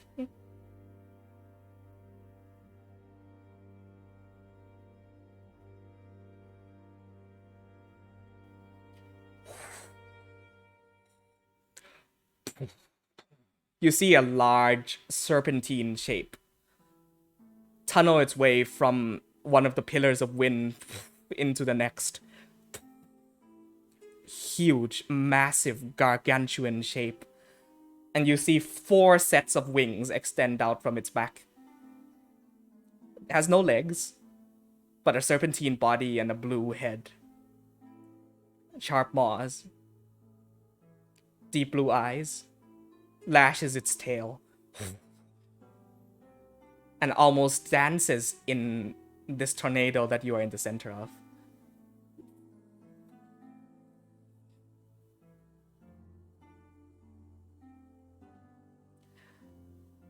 And then, in a gust of wind, lifts you back up as you find yourself afloat and struggling in the water once more.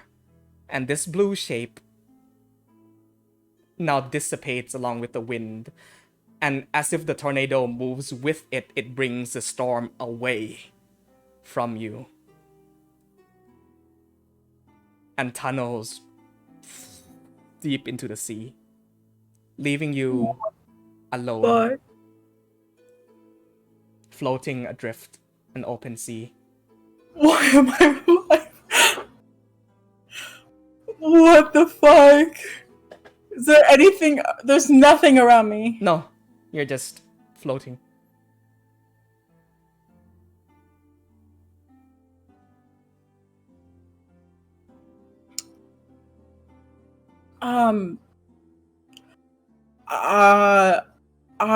I use Ray of Frost to make a makeshift ice float. Sheet. Okay.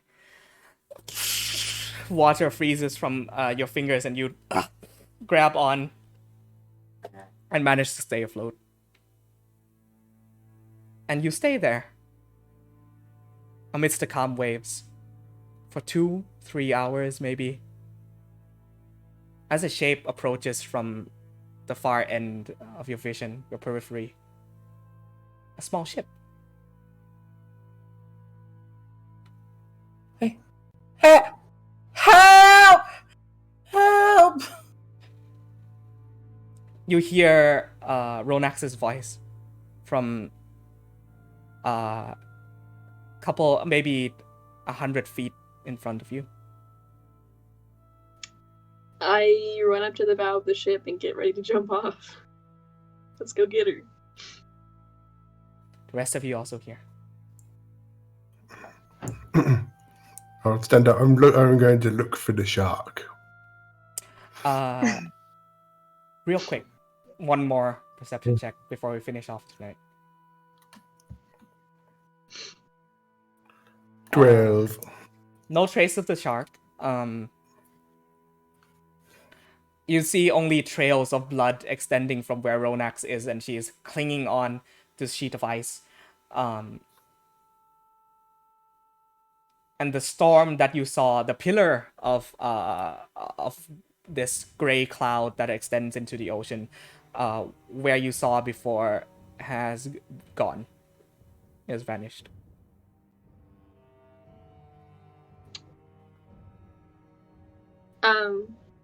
And when we get close to her, I'm just gonna grab a rope, tie it off, and leap off the end of the ship. I'll follow the pen. Yep. You're gonna jump off with me? Touch on to I'm coming! the shoulder. Close your eyes as she dives into the water, and you start swimming. Mavlis, you hang on for dear life. Yeah, I was gonna say, do I have like claws in me right now? Yeah. And I'll down a potion and dive off. okay. Well, we're not going under right now. We can get. I can get Rodex up, guys. It's okay. Okay. I'm afraid there's something under the water. Depends. That's why I downed a potion and went under. You reach the ice sheet that she is hanging on to. Xavier, you down the potion, and you feel these slits start to form on the sides of your neck, and you feel your fingers start to web up, and you're like, ugh. I'll dive off into the water. Okay. Swimming comes a bit awkward to you at first, but having webs on your finger does definitely help pushing the current aside and just kind of clawing your way through the water. The three of you, get up to where Ronax is. I'm underneath, looking around underneath. Perception check. I am very weakly trying to signal to Xavier to not be in the water.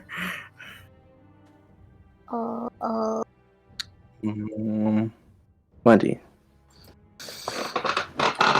You focus your eyes and look far into the darkness of the waves, and your vision kind of almost adjusts for a moment.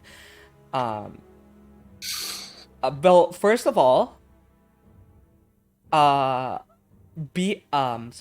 in front of you, extending a fair bit of distance away, you see a thick a canopy of can you call it that? You see a thick layer of very long kelp and seaweed that almost forms this roof to the seafloor.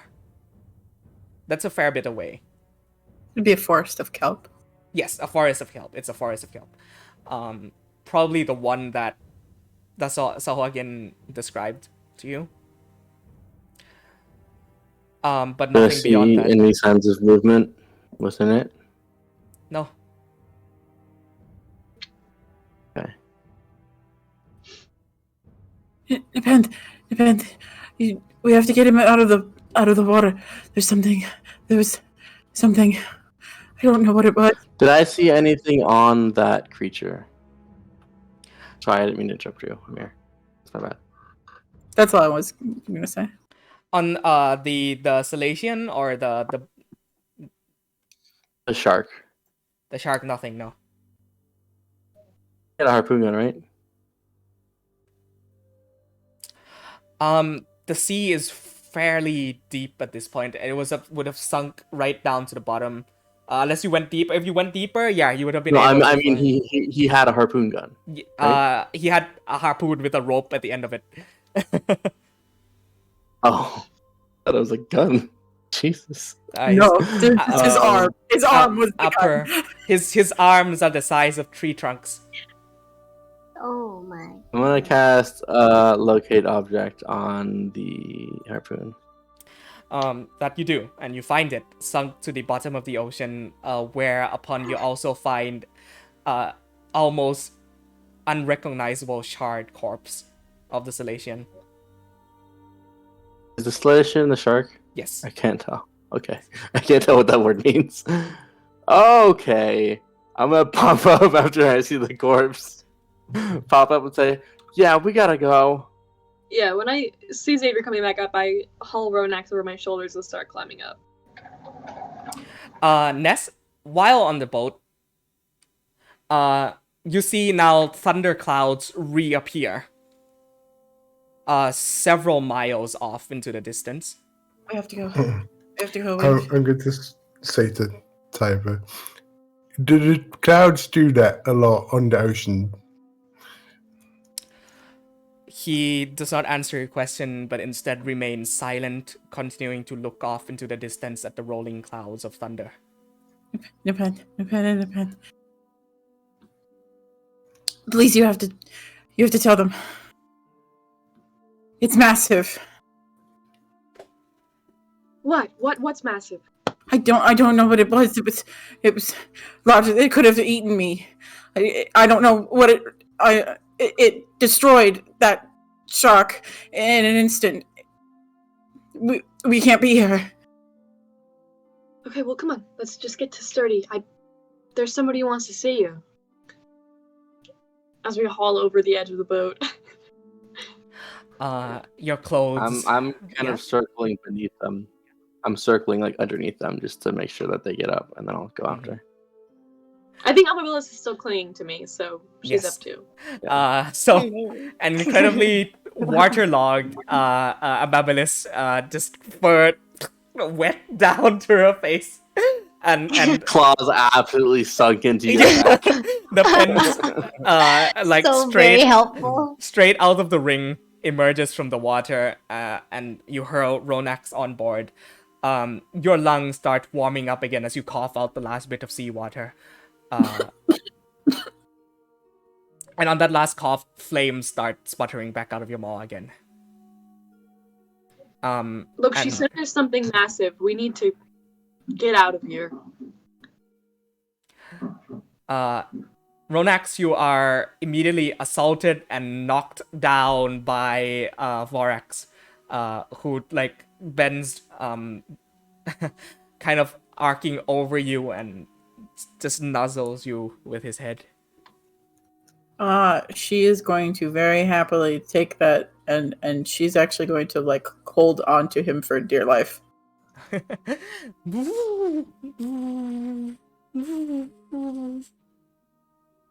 Mava's gonna shake her fur. Ronax, are you okay? Are you hurt? It doesn't matter if I'm hurt or not. We need to not be here. I can't stress this enough. We need to not be here. We will die if we remain here. Mava's gonna look around. Where's Saver? He'll hop back in. Once I runs up, he'll hop back in. Oh, God, I thought you were stuck down there. That storm, it's not natural. It's clearly not natural, but it's rare. It's some kind of I don't even know what to describe it as. A sea monster is the most apt. You see. Do I know of any creatures that would live out here? Anything that would match what she is saying? No, not to that degree, no. However, you see Tiber walk up, bends down on one knee, looks at you, Ronax, and then looks back off towards the storm clouds way in the distance now, and says, "Yeah, go ahead." What does he say first? Don't worry. It has gone. It is far away now. I'm going to look down at him and look over at the storm. This is going to be a weird question, but are you doing that? No, not me. Can I ask what it is?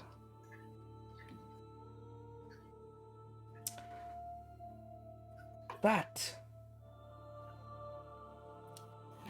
Its name is Kyrie. Where's Sora? But you.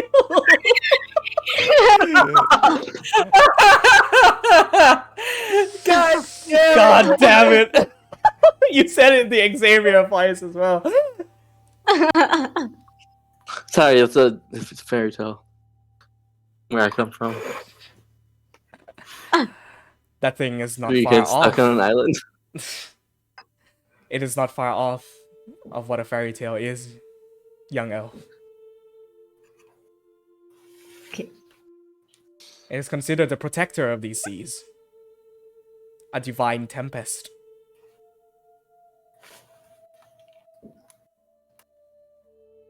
Guardian Protector of the as in...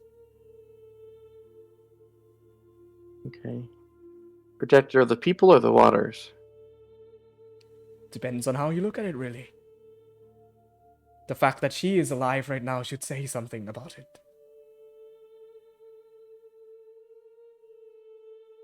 It's true. That's fair. He didn't kill me. I don't know why. See, he walks back to kind of the staircases that lead up to the wheel of the ship. And he sits down, takes the shield and shield off of his arm and rests his spear onto one of the rails. He says, "Well, it would seem that since we are here now, I have a story to tell." And that's where we'll end tonight's session.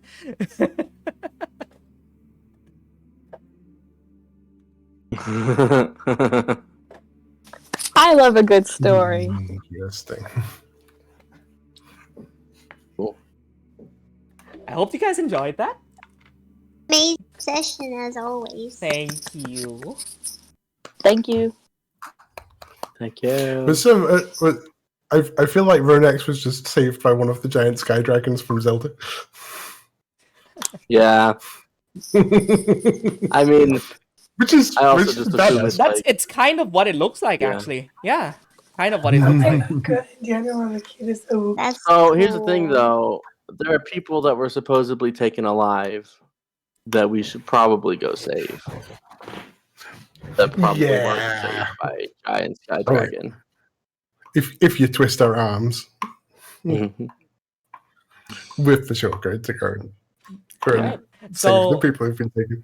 we pick back up next time for apparently a story about the guardian of the Azuran coast and rescuing villagers from a cave full of Sahagin and dangerous aquatic monsters. Alrighty. I'm going to go ahead and end the stream now. Thank you, those of you who have joined us today. As always, Hi, stream. bye stream. Bye, Internet. Bye.